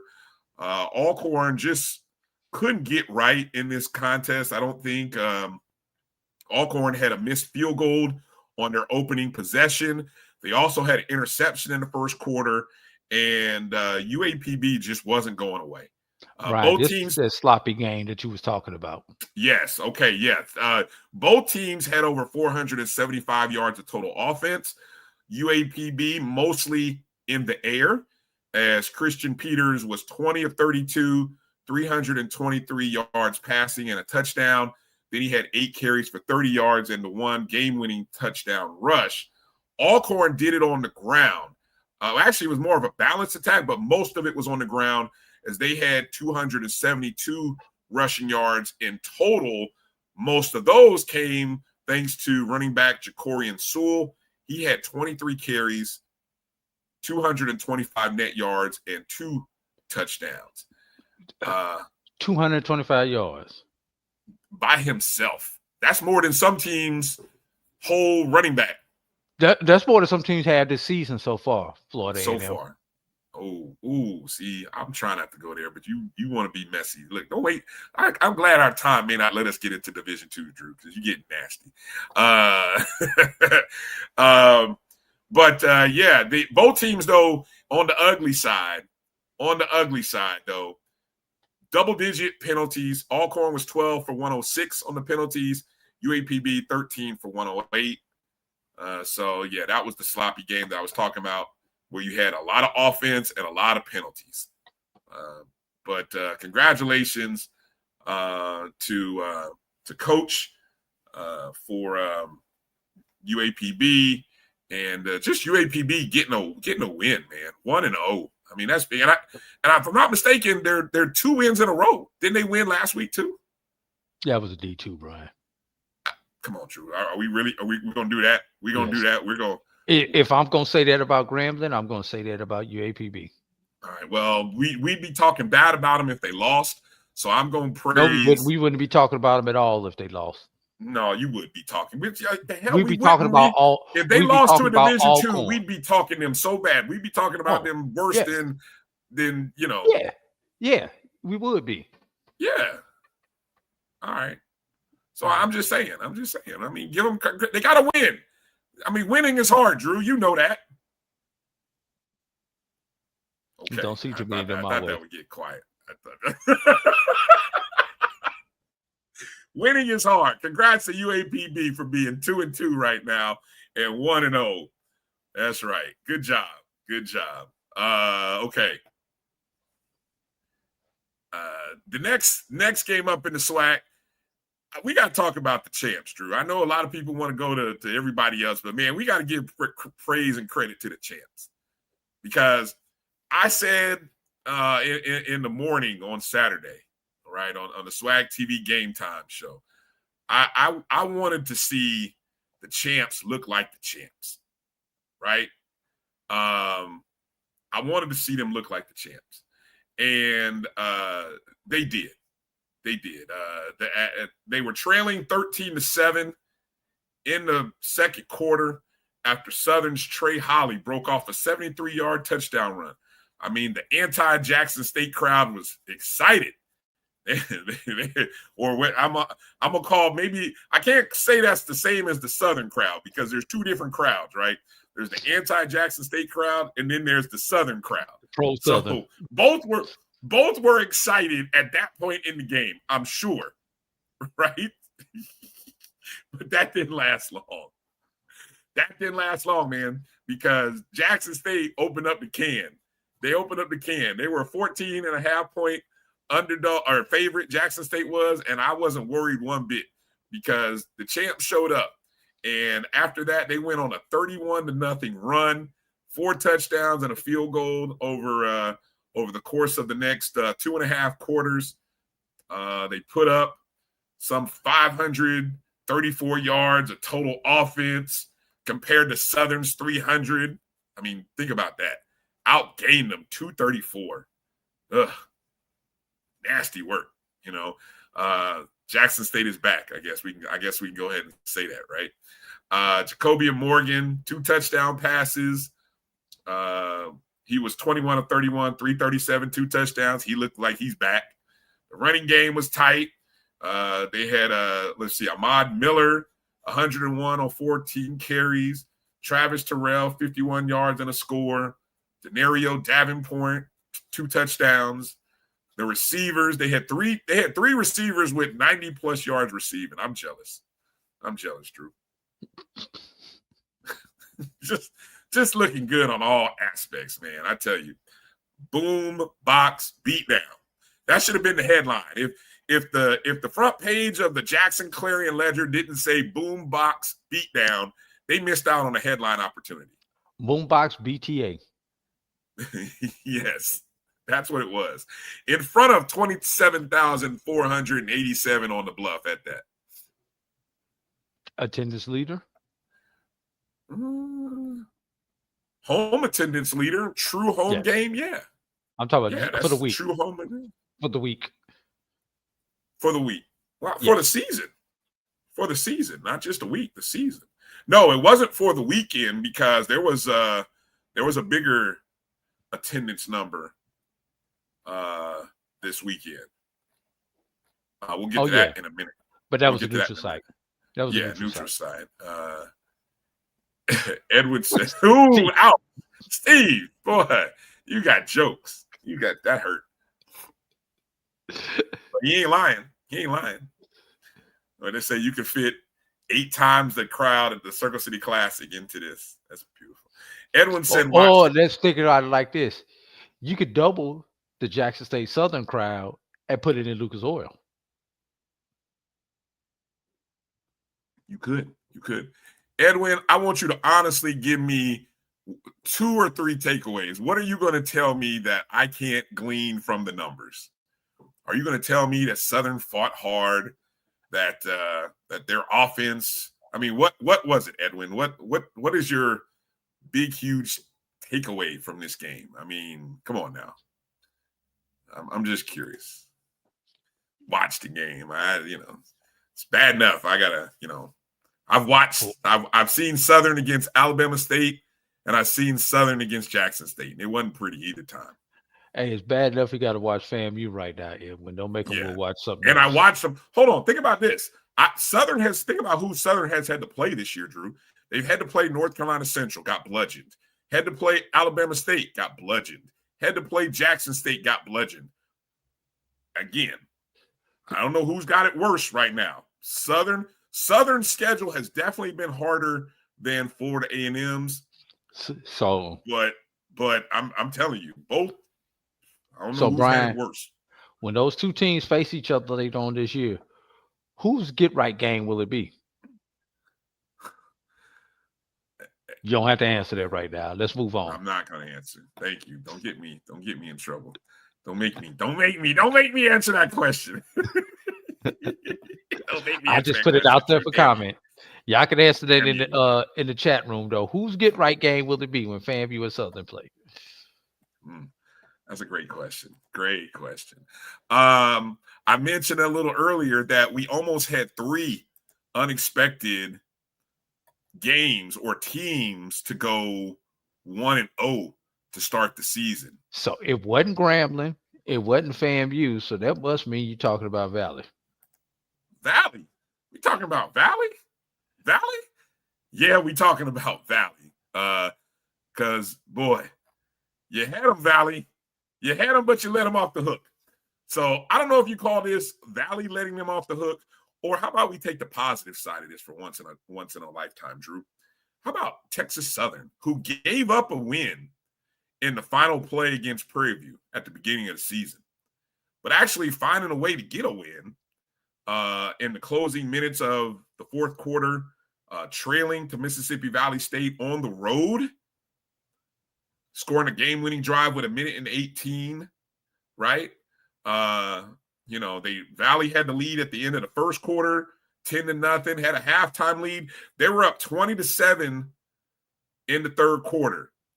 And Texas Southern would close out with a 9-0 4th quarter. Actually, they closed out 17 consecutive points, 16, something like that, if my math is right, to close the game out with 2 touchdowns and a safety, outscored the Delta Devils 9-0. These two teams, and looking at the history, they haven't played a whole heck of a lot over really not since the expansion. And really, I think the last time that Texas Southern beat Mississippi Valley State was 2018. Mississippi Valley State outgained Texas Southern 436 to 290. How many times are you going to hear me? What I tell you about Delaware State in the first half? What was that number, Drew? 345 and a half? Yes. How many games have we just gone through where somebody's offense didn't hit 300 in a game? Hey, Brian, how about Josh Brown? 252 in the air, 91 on the ground. That's a total of 343 by himself. By himself. He outgained Texas Southern by himself. Ooh. Except for he didn't gain the one thing he needed to gain, Brian. Yeah. That being the dub. It's everything but the dub. Everything but the dub. I will say this: the attendance 3,826. Go ahead and let the jokes fly. Brian, this is what you need. This is what you need to look at. And will FAMU Valley? What would the attendance be in Atlanta? We know what the Mendoza line is in Circle City. Does this game even draw 10,000 now? Ooh, man. Does FAMU Valley draw 10,000? Okay. So 2 over-under questions for you. Does the game draw over 10,000? A. B, is this game now a pick'em versus somebody actually being a favorite by 3 points? Oh, is it? I guarantee you it's less than 3. It'll be less than 3. 2.5. What would you set the line at? If I were setting the line at this game, I might just go ahead and put it at a pick'em, Drew. I might really just call it a pick'em. I mean, it's a neutral site game against 2 1-4 ball clubs who are 0-1. Well, not both of them are 1-3 versus 1-4. Both teams are 0-1 in conference play. And if I were to go look at offensive points per game, I have a feeling they're probably very similar. And probably 11 and 12. I think Valley is actually outscoring FAMU this season. So again, I'm not sure I can honestly, in good faith, call this any more than a pick'em game. I mean, I'm gonna be curious to see what the line looks like on Friday. All right, my bad, I'm wrong. Florida A&M 8th in the conference, averaging 17.5 points. Mississippi Valley 11th in the conference, averaging 11.7 points. You know who's number 12, Ryan? Say that again. I didn't hear you. Valley is 11th in the conference, averaging 11.7 points. Right. You know who's number 12?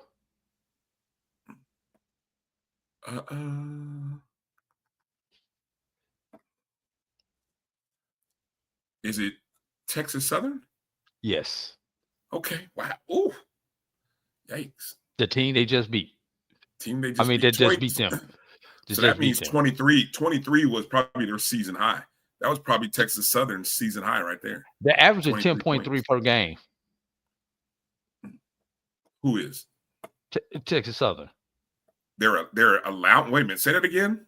They're averaging 10.3 per game on offense. Oh yeah. Ugh. Yeah. Just for comparison, Brian, defensively, Florida A&M is 6th at 33.3 points per game. Valley is pulling up the rear, number 12, 49.7 points per game.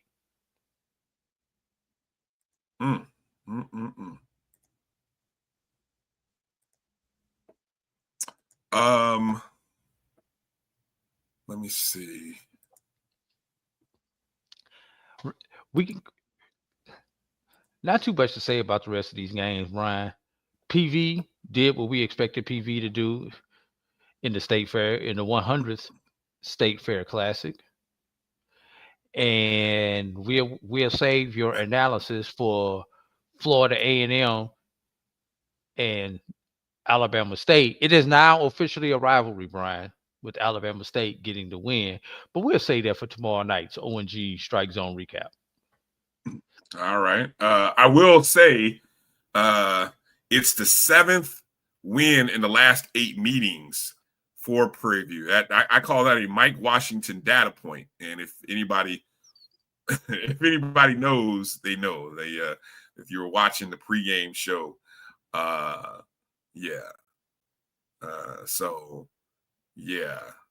Mike Washington data point. Prairie View has won 7 of the last 8 State Fair Classic. They outgained Grambling 342-266.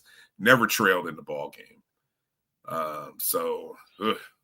But the attendance though, 56,210. Woo! Man, I didn't even know we were still showing up to events like that. So congratulations. Well, we got 2 others to see if it's going to top it.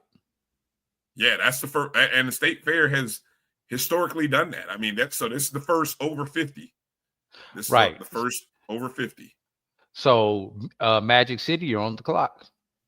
Magic City is the next big one on the clock. Yes, indeed. And we'll wrap it up with the OBC. That's OBC, the Florida Classic. Yeah.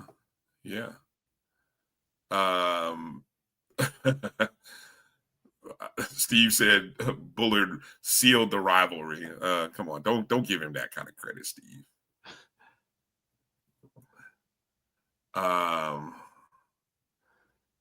Look, I told you, I will save that. I told you that one. So I will say this. I was saying we got you, Johnny. We're gonna save it. Yeah, we're gonna come to that here in a minute. Do you want to take a quick break and then come back and talk about the SIC and CIAA? Yeah, and then we get into these quarterbacks and wrap this show and pick up the show and get out of here. Gotcha. All right. We'll come back right on the other side. Hang tight with us. We appreciate all. I'm sorry, Steve. You're absolutely right. Forgot all about the Bayou on the clock. Oh yeah. So at this point, the question is, who will surpass the 56,000 mark set by the State Fair? Will it be the Bayou? Will it be the Magic City? Or will it be the Florida? I don't know about the Florida Classic this year. I'm not with FAMU one and forever. Yeah, I'm reserving that one for not right now. But FAMU might be Florida Classic might be looking like Circle City in a minute. Stop it. Let's go to break before I get in trouble. Yeah, before I get canceled. You're throwing.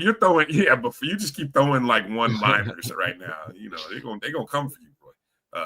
Drew, they're gonna come for you. Rattler Nation, they know where to find you. All right, we'll be back right after these words. You're watching the BCSN Sports Wrap right here on the Black in Atlanta at the house. You're looking for the latest information on Southern University sports, the Southwestern Athletic Conference, and HBCU athletics. There's only one place to go. Tune in to the Carlos Brown Show, exclusively on the Black College Sports Network. Planning an event? From weddings to corporate functions, CMJ Events LLC brings over 15 years of experience to make your vision a reality. Based in Metro Atlanta and serving statewide, even internationally, we provide versatile event planning and authentic catering cuisines tailored to your needs. Whether it's pre-game meals for student athletes, fundraisers, weddings, corporate functions, CMJ Events LLC is your one-stop solution for exceptional service and unforgettable food. Our diverse culinary heritage means we cater to all cultural taste, dietary needs, and food restrictions, making every meal uniquely yours. Let's make your next event unforgettable. Visit us on all social media at CMJ Events LLC or email us at cmjeventsllc@gmail.com. Also give us a call at 404-664-3882 so that we can start planning now. College football fans, a champion will rise in Atlanta on December 13th. MEAC champion, SWAC champion, the 10th Cricket Celebration Bowl, crowning an HBCU national champion. For event and ticket information, visit thecelebrationbowl.com.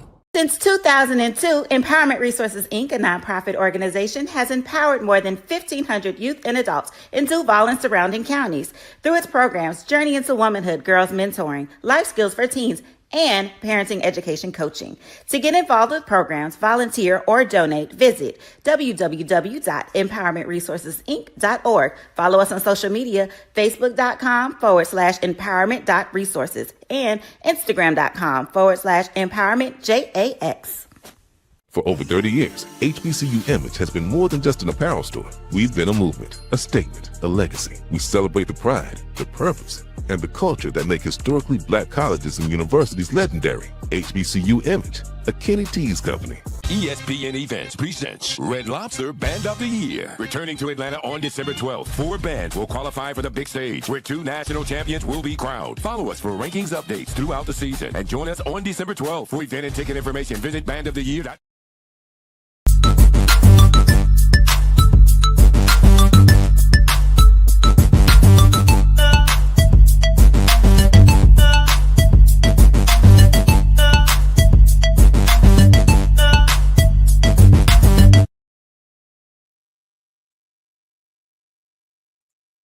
Welcome back to the BCSN SportsWrap. Bryan and A.D here. Good to be back on with you tonight.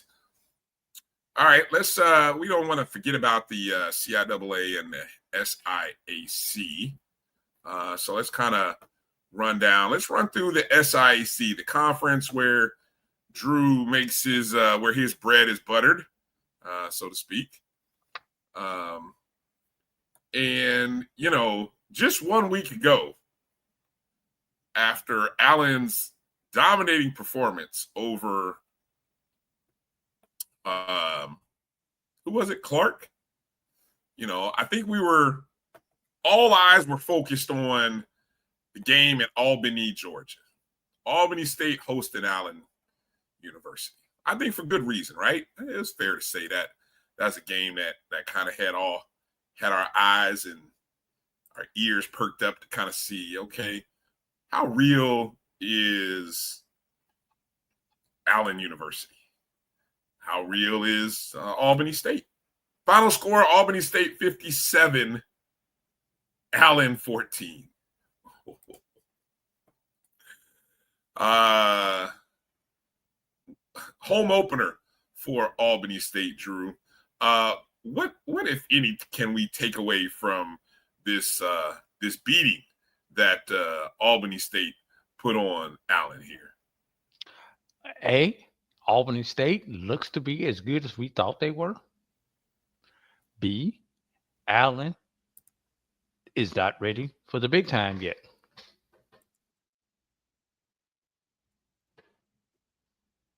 Yeah, it's fair to say. Yeah. They jumped on them early. Yeah. Albany State 5 of 7 in the red zone against Allen. Oof. How about another stat, Brian? How about Allen with 0 sacks on the day?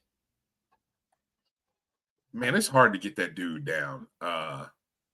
Isaiah Knowles, it's hard to get him down. I got one more, Brian. How about the fact that Albany State did not punt the ball all day? That part right there. That might be the most impressive stat of all of them that you just let me rephrase that. They did punt the ball one time, but it was down. Oh, okay. So they did have one punt. Yes. All right. I mean, pretty efficient day. I think when you start the game and you score touchdowns on 4 of your first 5 possessions, all in the first quarter. Damn. If I'm reading the drive charts right, that's impressive. That's impressive. Good win for Coach Gray and Albany State, but don't count Allen out too fast. You know, don't write him off just yet. I think the team that we really, you know, and we didn't know if it was just that they had a stingy defense, and then they started putting points on the board. How about Benedict? Benedict beat Clark Atlanta on the road, went up to the A, 59-24, in a game in which Benedict scored 4 special teams and defensive touchdowns. They opened the game with a kickoff return score, and then they would have, I believe, 2 fumble recovery touchdowns and an interception, pick 6. And 59-24. I mean, just defensive special teams alone outscored Clark. How about that? Bryan, and I'm looking at this stat. Clark Atlanta, 7 fumbles, 3 of them were lost. Ooh. Yeah, two of the 3 lost turned into touchdowns. Yes, along with the INT. Benedict, 0 turnovers on the day. That's 0. That's how you win ball games. Turnovers on the day. Benedict doubled Clark Atlanta on the ground, 170-79. Benedict is the last overall unbeaten team in the SIC. And they sit along with Edward Waters and Albany State as unbeaten in conference games. Who had Benedict and Edward Waters being 3-0 in conference play at the beginning of the season? Raise your hand, please. Bryan, circle October 25th. Noted. Albany State travels to Benedict. Gotcha. October 25th. Is that October? I mean, that's a month away. Jesus, a lot can happen. A month away. Now, Benedict, should they get to the SIC championship game, they will have earned it. Oh, yeah. He got a brutal schedule. Crosstown rival Allen coming up next week. Yeah. Fort Valley the week after that. Both of those are at home. Yep. They travel to Jacksonville to face Edward Waters. They're home against Albany State. VUL. Just chalk that one up for a dub. Before they end the season at Savannah State. So they wound up with 6 games in Charlie W. Johnson Stadium this season. And while I make mention and make light of just the fact that Benedict and Edward Waters at the top of the table, how about 3 of the top 4 teams you probably definitely didn't have at the top of the table? Is Kentucky State sits there with the best record among the 1-loss conference teams because they're 3-1 in conference play. With the lone loss being the Albany State. Right. So Kentucky State is halfway through their conference schedule, right? I mean, they're 3-2 overall, 3-1 in conference play. I mean, halfway through they're only playing 8 games in conference, and they're halfway there. So, you had a tough game down there in Jacksonville as Edward Waters got a 27-24 win over Morehouse. Care to talk about how close that game was? What's been the phrase of the day? We did what? We let them off the hook. We let them off the hook. Yeah. Let them off the hook. Mm-hmm. So, big thing with that, Edward Waters scored on their first possession, scored a touchdown on their first possession. Morehouse fumbled the ball on its opening possession. Edward Waters was able to go down and jump up quickly 14-0 before Morehouse was able to put points up on the board. Morehouse with a very good second half against the Edward Waters Tigers. But when it truly mattered, that dude, Noah Biden, was able to come through through a touchdown pass on a 3rd and goal from the 26-yard line, Bryan, to put Edward Waters up 1 play after the 2-minute timeout in the 4th quarter. Morehouse was unable to come down And although they did cross midfield, got the ball as close as the 30-yard line, they were unable to get it close enough to be able to get a game time field goal. Yeah, you had them, but you let them off the hook. So tough game. Yeah. Other scores, real quick: Kentucky State 27-20 over Savannah State. Fort Valley State 27-20.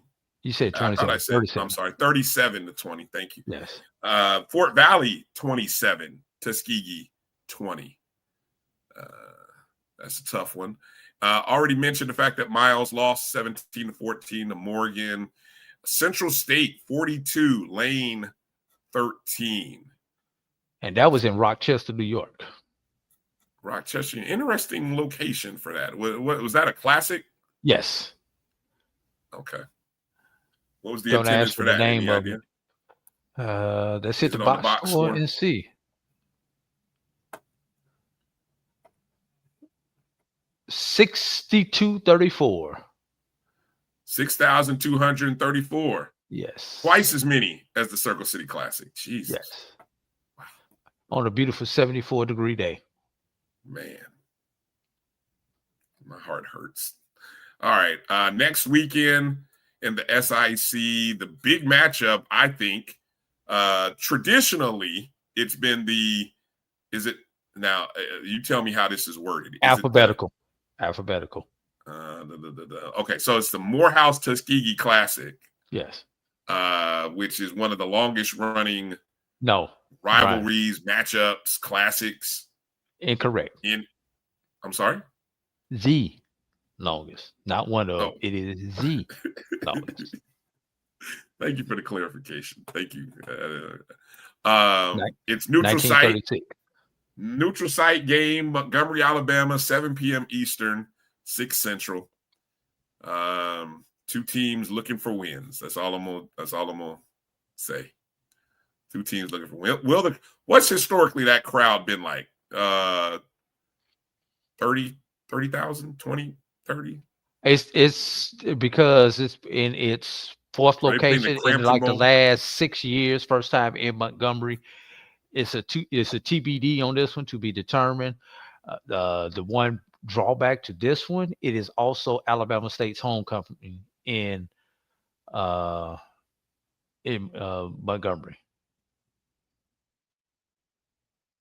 Did you just get the same text I did? No, I got caught looking at something else. What did you get? I'll tell you about it off air. Oh, okay. Was it in the chat group or a text? It was an individual text. Okay, yeah, no, I didn't get that. No, sorry. Okay, but outside of the Morehouse Tuskegee Classic at night, I think the other big game is in Columbia, South Carolina. Allen traveling down the street over to Benedict. How far? You know what? We were talking about this earlier. What's the distance between Allen and Benedict? Is it 5 miles or less than? Between Allen and Benedict? Yeah. Walk across a red light. Is it really? I thought it was a little more distance than that. No. Okay. See, I was talking to, I think I was Keith. I know Keith is watching Fangs Up podcast. There's your answer. Across the street. Literally. I really felt like it was longer. It's like a 4 or 6 lane street, but that's it. Okay. Well, I hope for a good crowd. That should be interesting. Allen University, Benedict, I think you should have a good game. The other matchups, of course, next week you got Central State traveling to Fort Valley State. Savannah State travels to play up against South Carolina State in Orangeburg. Kentucky State at Miles. Man, can it get any worse for Miles? They still are looking for their first win, and here comes Kentucky State, 3-1 in conference play. And then Albany State traveling north to Jackson, Tennessee to take on Lane. Poor Lane. That's going to be a beating. That might be a beating. BTA. Yeah, it's coming. It's coming. Watch out, Lane. Dragon Slayers. That's what's coming. All right, let's hop over to the CI AA. And just 1 week after Virginia State got an impressive road win against Winston-Salem State, you know, it's hard winning ball games, Drew, and then it's hard winning consecutive road games. It's hard winning games when they count if you're the Trojans. Yeah. Because this game counted in CIAA. Yeah. Is this one of those games that counted for one team and didn't count for the other? No, it counted for both teams this time. Okay. Last week did not count for Virginia State. Oh, man. But did count for Winston-Salem.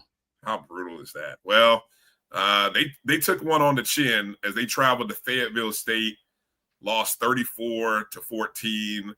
And I think we talked about whether this would be a game that Fayetteville State, you know, we weren't really sure what Fayetteville State had, and they kind of needed a win. Fayetteville State, don't look now, they're 2-0 in conference games, you know. Even though they're 2-3 overall, you know, they took care of the game that they needed to take care of in conference play. So got a big win there. Winston-Salem State rebounded, and they beat Bowie State 28-21. Congratulations there to the Rams. I'm just trying to see if I can pull up the schedule here, pull up any box scores on that game. That was on the road at Bowie. I had a feeling, I don't know if Steve is still in the chat, how often, when's the last time Winston-Salem State went up to Bowie and got a win? I have a feeling it's been a while. I think it's been a while. Yeah. Dalen Lee, 4, not 1, not 2, not 3, 4 touchdowns, 18 of 29 passing, 190 yards, 4 passing touchdowns. Just efficient. You said Winston-Salem at Bowie? Yeah. They've got some 2012, maybe. You know, because that was back in the day when they had the North-South, and you didn't often play everybody in the other division. So I can see there being some years in between. Let's see.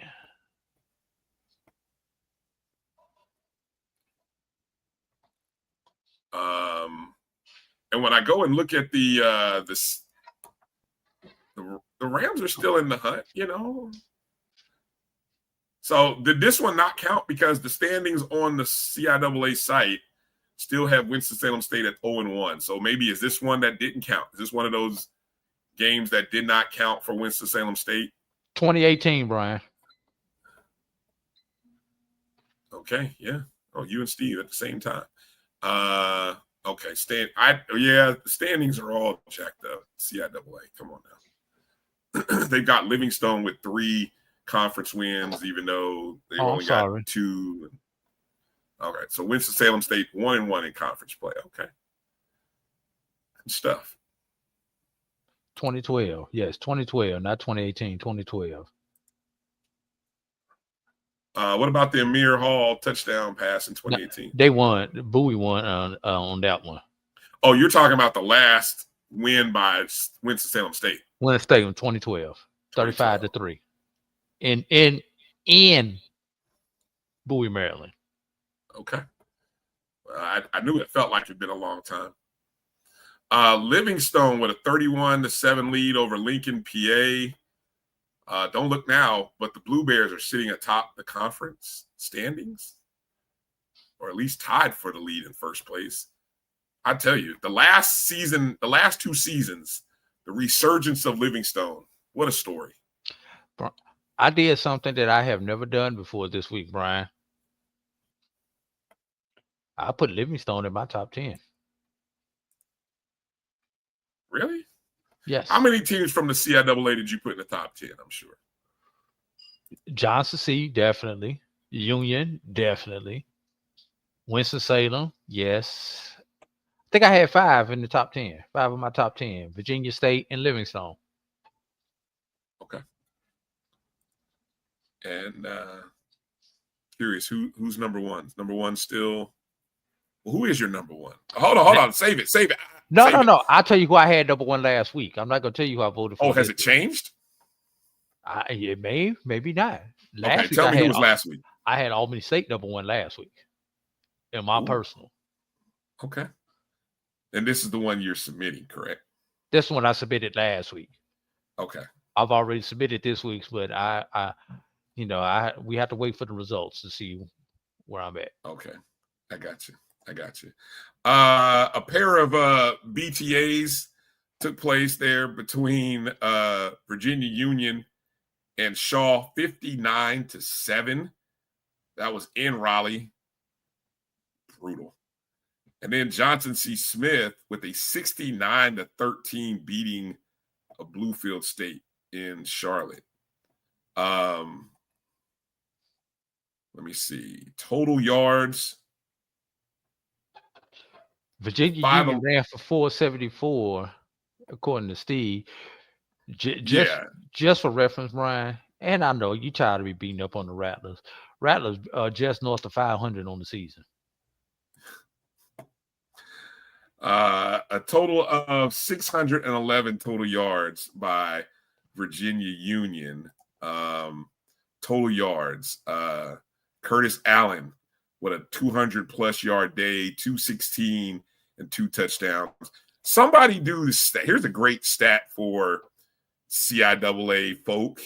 How many 200-yard rushing games has Virginia Union had in the now Curtis Allen / Jada Byers era?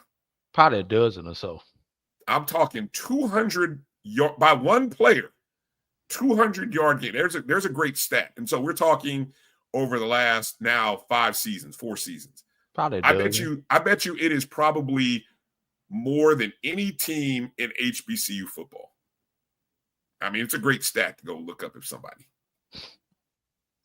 Allen had 676, 10 touchdowns in 4 games. Now add 216 to that. Or does that include the 216? Well, you know what? Hold on. Does it? Who knows? You know what? Because CIAA Division II folks are on this awkward schedule. That's 4 games. See, I'm on week 5. So anyway, and they had a bye also. Virginia Union. They had a bye. That's right, because I remember Union played in week 0. That's what led me, or what they call week 0. I call week 1, but anyway. And then the other game, Johnson C. Smith. I'm gonna just pull up real quick the stat board. It was the third quarter. I mean, look, every quarter they outscored Bluefield, but they put 27-0 on them in the third quarter. Johnson C. Smith had a 100-yard kickoff return for a touchdown. Let me see what the total yards in this contest was. Total yards. Oh, whoa, only 549, Drew. Well, when you get a 100-yard kickoff return, that doesn't go into your offensive total. It does not.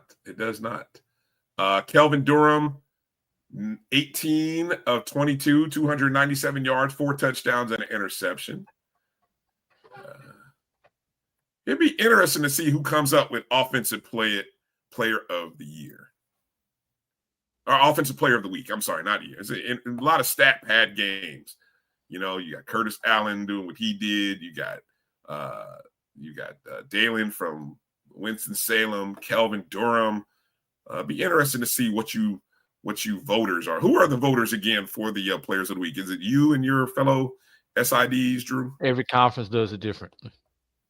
How? Okay. Oh, that's right. Okay, I'm talking. This is some conference have a committee. Some conference let everybody vote. Gotcha.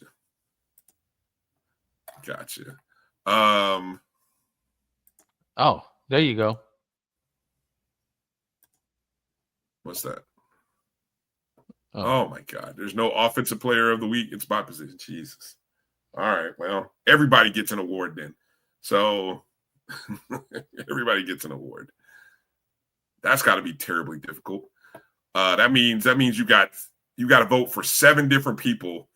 You talk about, don't these SIDs have something to do? I know that's got to be exciting for them to say, I got to spend time voting on 7 different positions.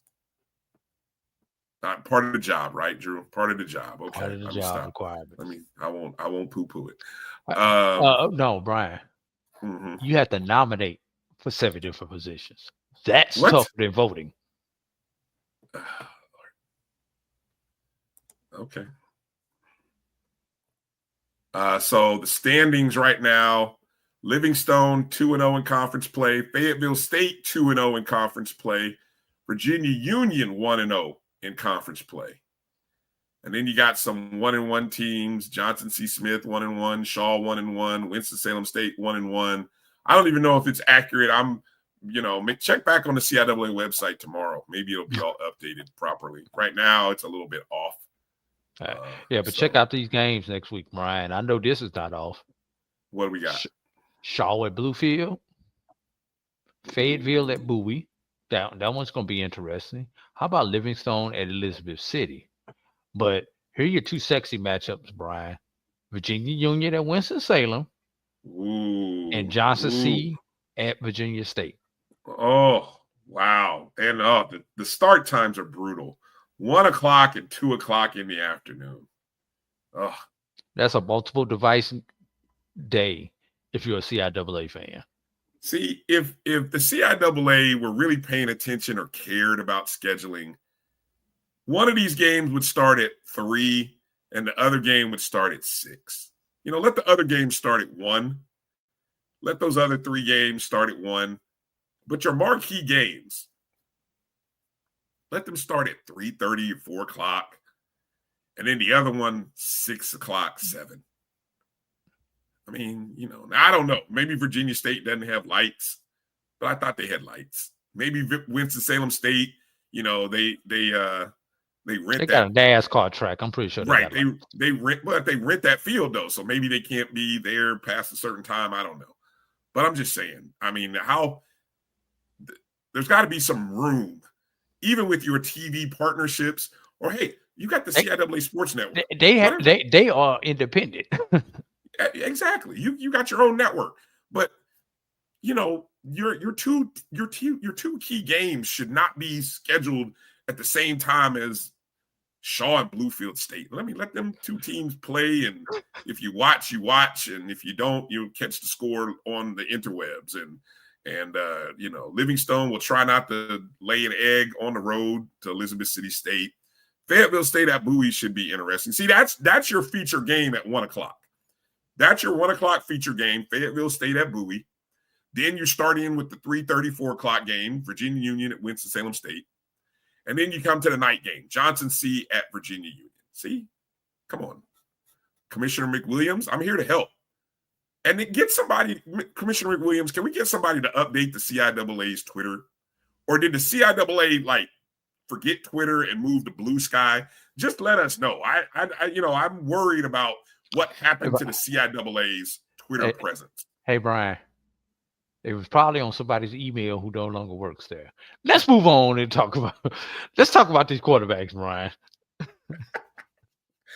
Nasty work, Drew. Nasty work.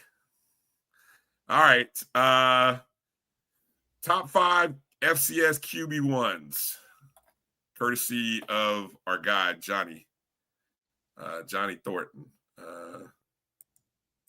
for the suggestion. Appreciate the tip there, Johnny. When he asked the question. As of today, who is HBCU's QB1?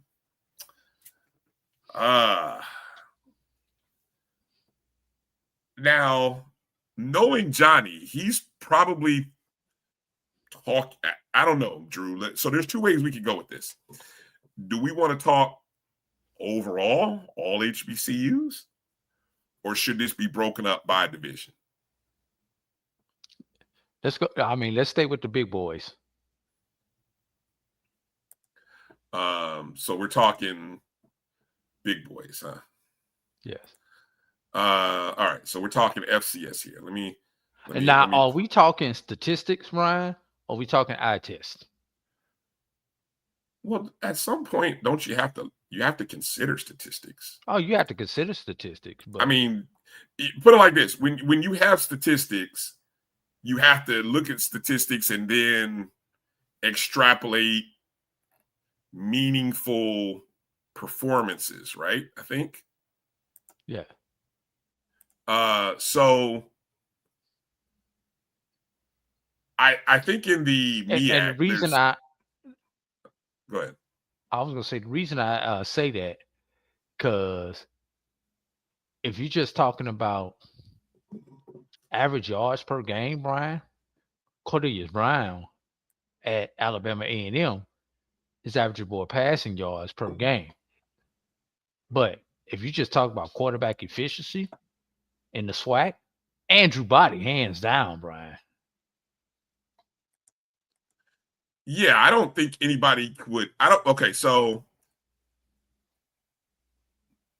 I would go. There's 4 names that I would put into the instant conversation, right?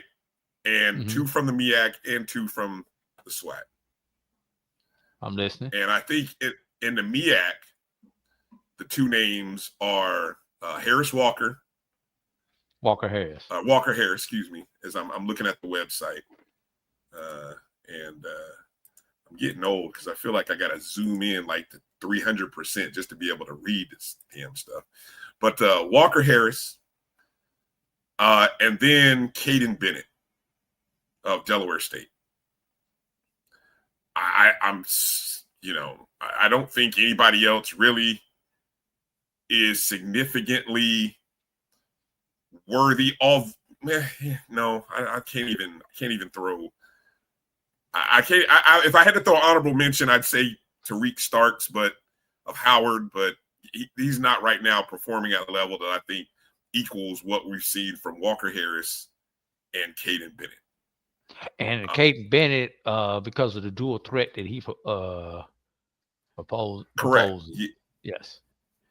Yeah. I mean, Walker Harris, 10 touchdowns, 4 interceptions, 1,500 yards passing, 252 per game, 145 efficiency, right?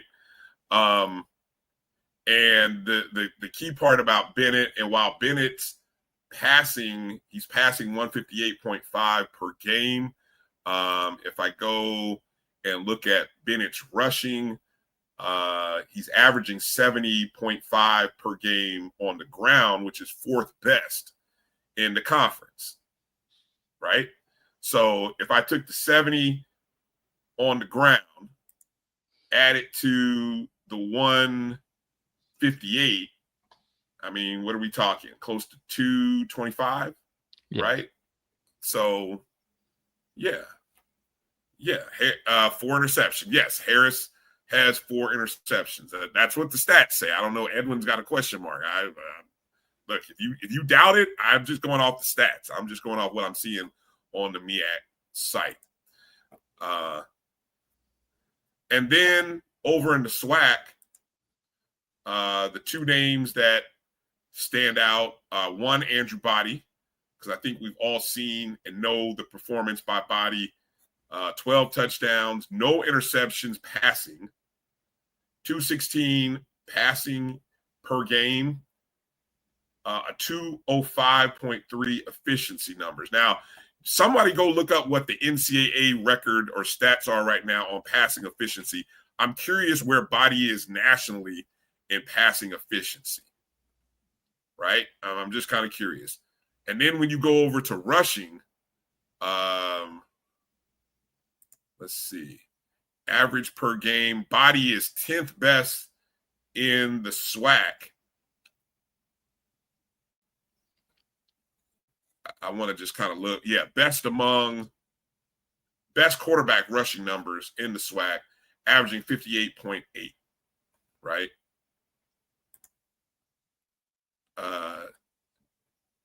And then, obviously, you mentioned Cornelius Brown. Yeah, I mean, in 3 games that he's played, 5 touchdowns, no interceptions, 239 per game, averages 64% completion percentage. Body is a 69, almost 70% completion percentage passer. You know. Yeah. And then I think the guy who's going to be now, his early numbers weren't great, but I got a feeling his numbers are about to start shooting up, is Jacoby Morgan. I think Morgan's numbers are about to start rising to the point where he's going to be, you know, obviously the big matchup, Alabama State versus Jackson State, will be the separator for those two in terms of people's opinions for Offensive Player of the Year or Quarterback One of the Year. But those are my four, Drew, or those are my four with honorable mention to Tariq and Jacoby Morgan. So I guess those are my 4 plus 2. Let's quickly look at it on the Division II level, Brian. We'll start in the CIAA. While Kelvin Durham is the sexy pick, and he's a 162.1 passing efficiency rating, averaging 238.2 yards per game. How about Dalen Lee of Winston-Salem State in the CIAA? 167 efficiency rating, 229.2 passing yards average per game. Leads the CIAA in touchdown passes with 14, Brian, and passing at a 62% clip. Only has 2 picks compared to 4 for Kelvin Durham. So they're your nominees in the CIAA. And when you go to the SIAC, Brian, you know, we talk about Isaiah Knowles, who's at a 149.5 efficiency rating. A couple other names: Darius Ocean, 157.3. Let me step back. Isaiah Knowles has 9 touchdown passes on this season. He's tied with Noah Bodden of Edward Waters with a number of touchdown passes. Let's see. Knowles is at a 62.4% clip, while Bodden is at a 58.4% clip. Jameer Dismukes from Allen is passing at 73%, Brian. 73%. He's completed 100 passes in 137 attempts, Brian. He leads the conference in completions, Brian. Leads the conference in completions. One other one that you may want to consider, although his completion percentage is not as good, Zy McDonald, who's been injured recently. Don't know how well he played in this past game, but he's got a 146.4% efficiency rating. So there's some of your numbers out of the SIAC, Brian.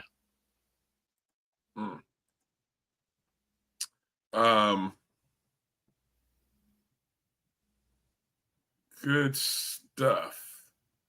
Good stuff. Maybe next week we'll kind of mention some of the top rushers and get into some of the numbers for the top rushers next week.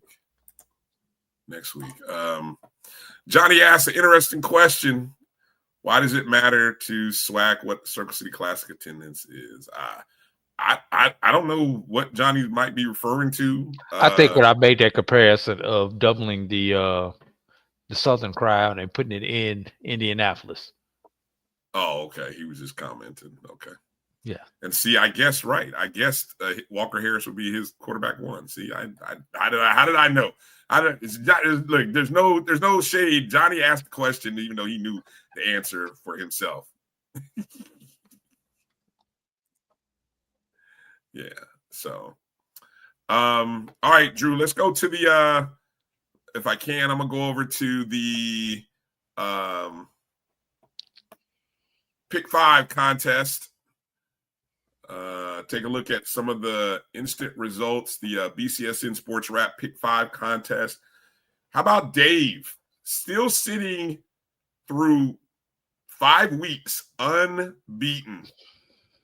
25-0. I don't know how long this streak can last. This guy continues to pick the improbable, impossible games. I don't know. It's getting to the point where I don't think they're going to be so easy here.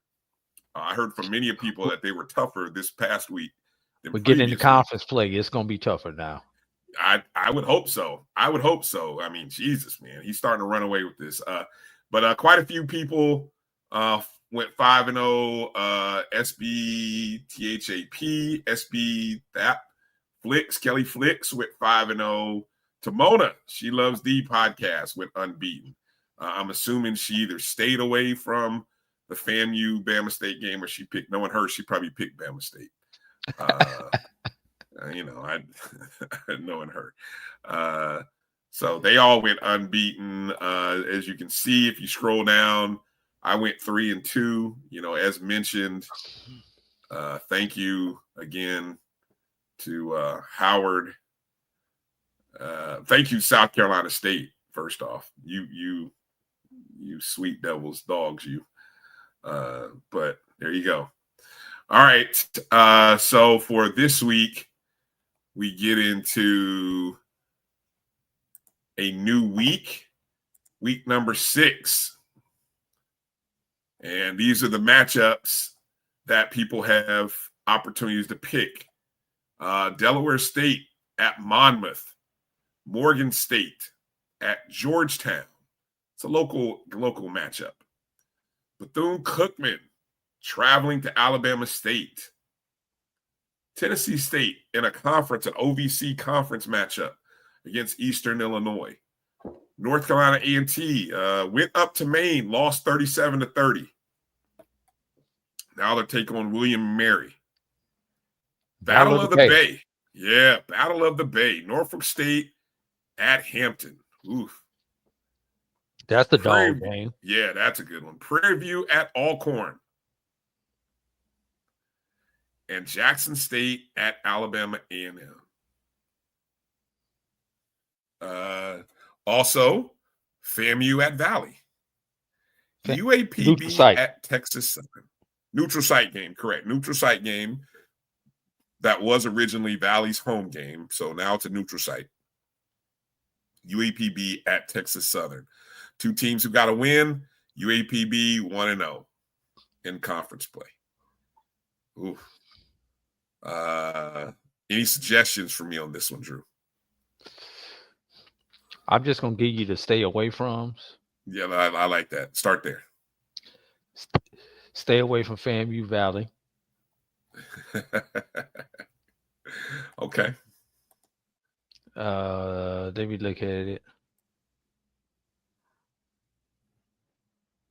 Stay away from Hampton and Norfolk. Those are my 2 stay away from games. Really? Okay. I would also include, I'm also staying away from Jackson State, Alabama A&M. I think that's a stay away. I don't know, man. I mean, at some point, you got to pick a winner here. These are tough games. Yeah, there's no more gimmies. No more gimmies, man. I feel confident about State. I like what I've seen from Alabama State, and they're going home. I'm picking them. That's a gimme. Monmouth is a good squad. I'm not touching Monmouth versus Delaware State. Not touching that one. And I'm not sure Morgan State can beat an FCS opponent. I mean, they haven't yet. Yeah, I believe Monmouth is like 3-1 or 4-1 coming into this game against Delaware State. Yeah.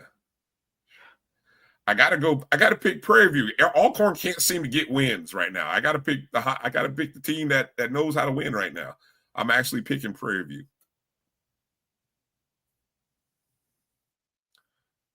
Man, you telling me to stay away from FAM and Valley, but you make sense though.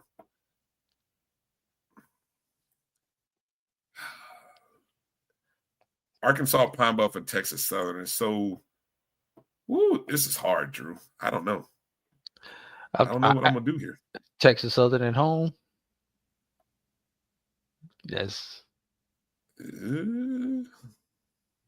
Just thinking about it. I'm gonna have to come back and fill these offline because I'm gonna have to do some research. But these, so far, those are the 2 that I like just off first glance. Alabama State at home, Prairie View on the road. It's homecoming for Alabama State.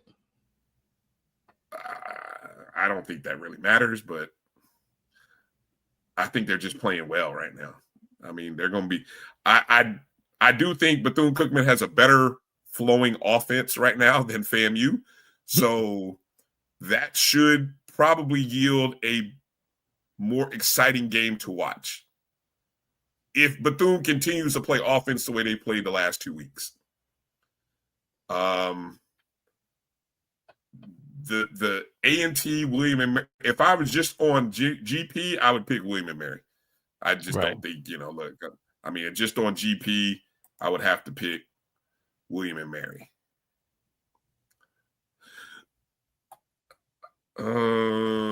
I got to do some research on the Georgetown Morgan State game and the Eastern Illinois Tennessee State game. You saying stay away from the Battle of the Bay, you're probably right there, because this is not the Hampton team that another reason why you guys ought to tune in to Wednesday's Indy Report. The guys who cover Hampton, Dave who covers A&T, Brandon who covers Tennessee State. They really provide some great intel on those teams. I wish I would have listened to them, but if I would have done a better job of listening to them combined with Erica, I probably would have picked Howard in the Battle of the Real HU. I let my ego and personal feelings in that game cloud my decision. I should have listened. I should have took in some special commentary from people who really follow those teams, and I would have no way in heck would I have picked who I picked had I really been paying attention. So those are three. I got to find two more over the course of the next couple of days. So, but yeah, there's that. All right, Drew. Homecoming season is coming up. Are you ready?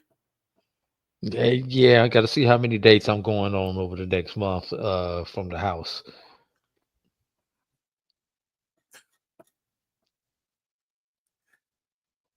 Okay. When is Morehouse's homecoming? Same day as FAMU's, the 18th. Oh wow. Okay.